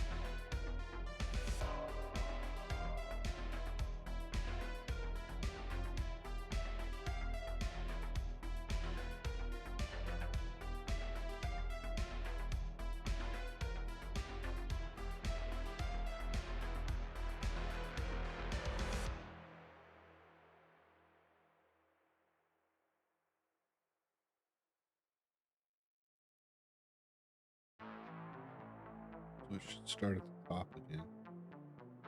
Discuss these questions. Spanner, brand. 10. Oh, length. 4 inches. Down. 13. What's your twist rate? Correct. 1 and 9. Side height of 1 above door. In angle. Your diameter. 254. Weight 150. Your length. What was it? It's like 1.220. Your BC. 7. And your lot number. Gobbledygook. Profile.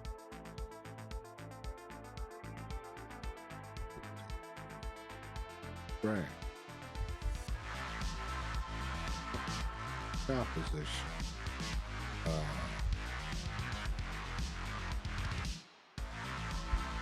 Multi.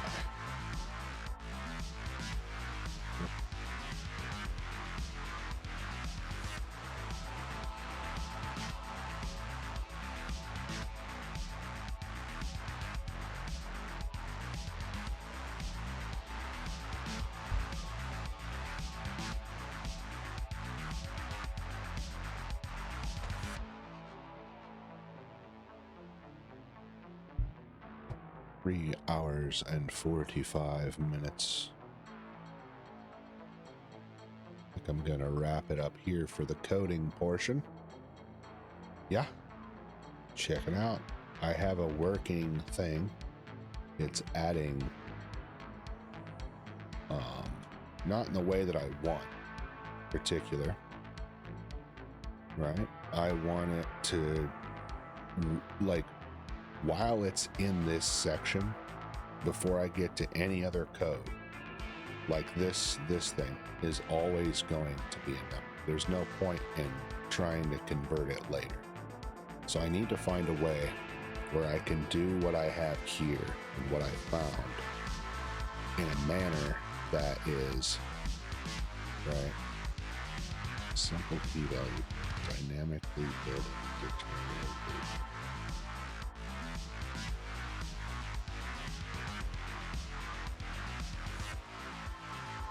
So that's what I need to say. I need to say dynamically build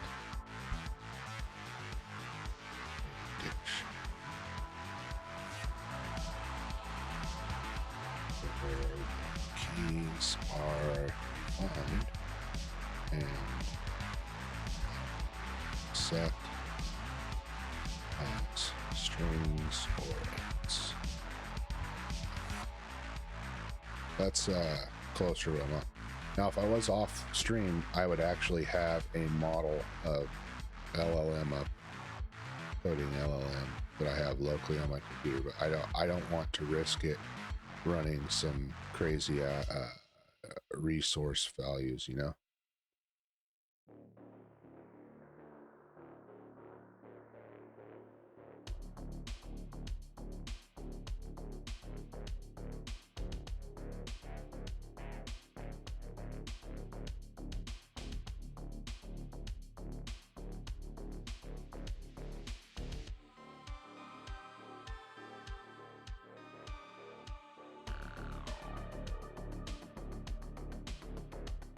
That would be a good way to do it too.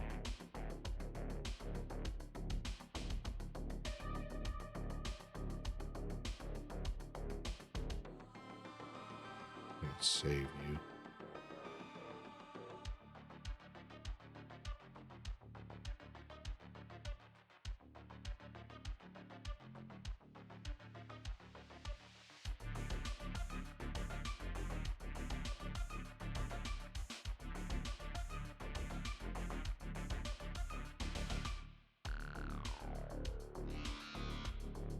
Anyway, this particular stream is almost 4 hours of me doing stuff. And I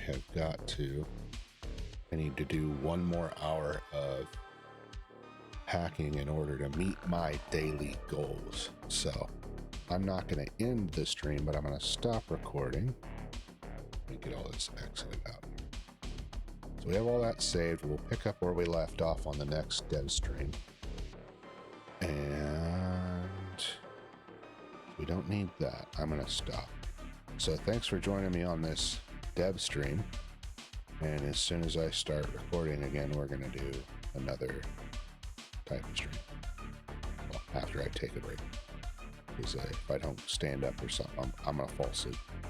I'm going to get hit in the head with a mic. Stop recording.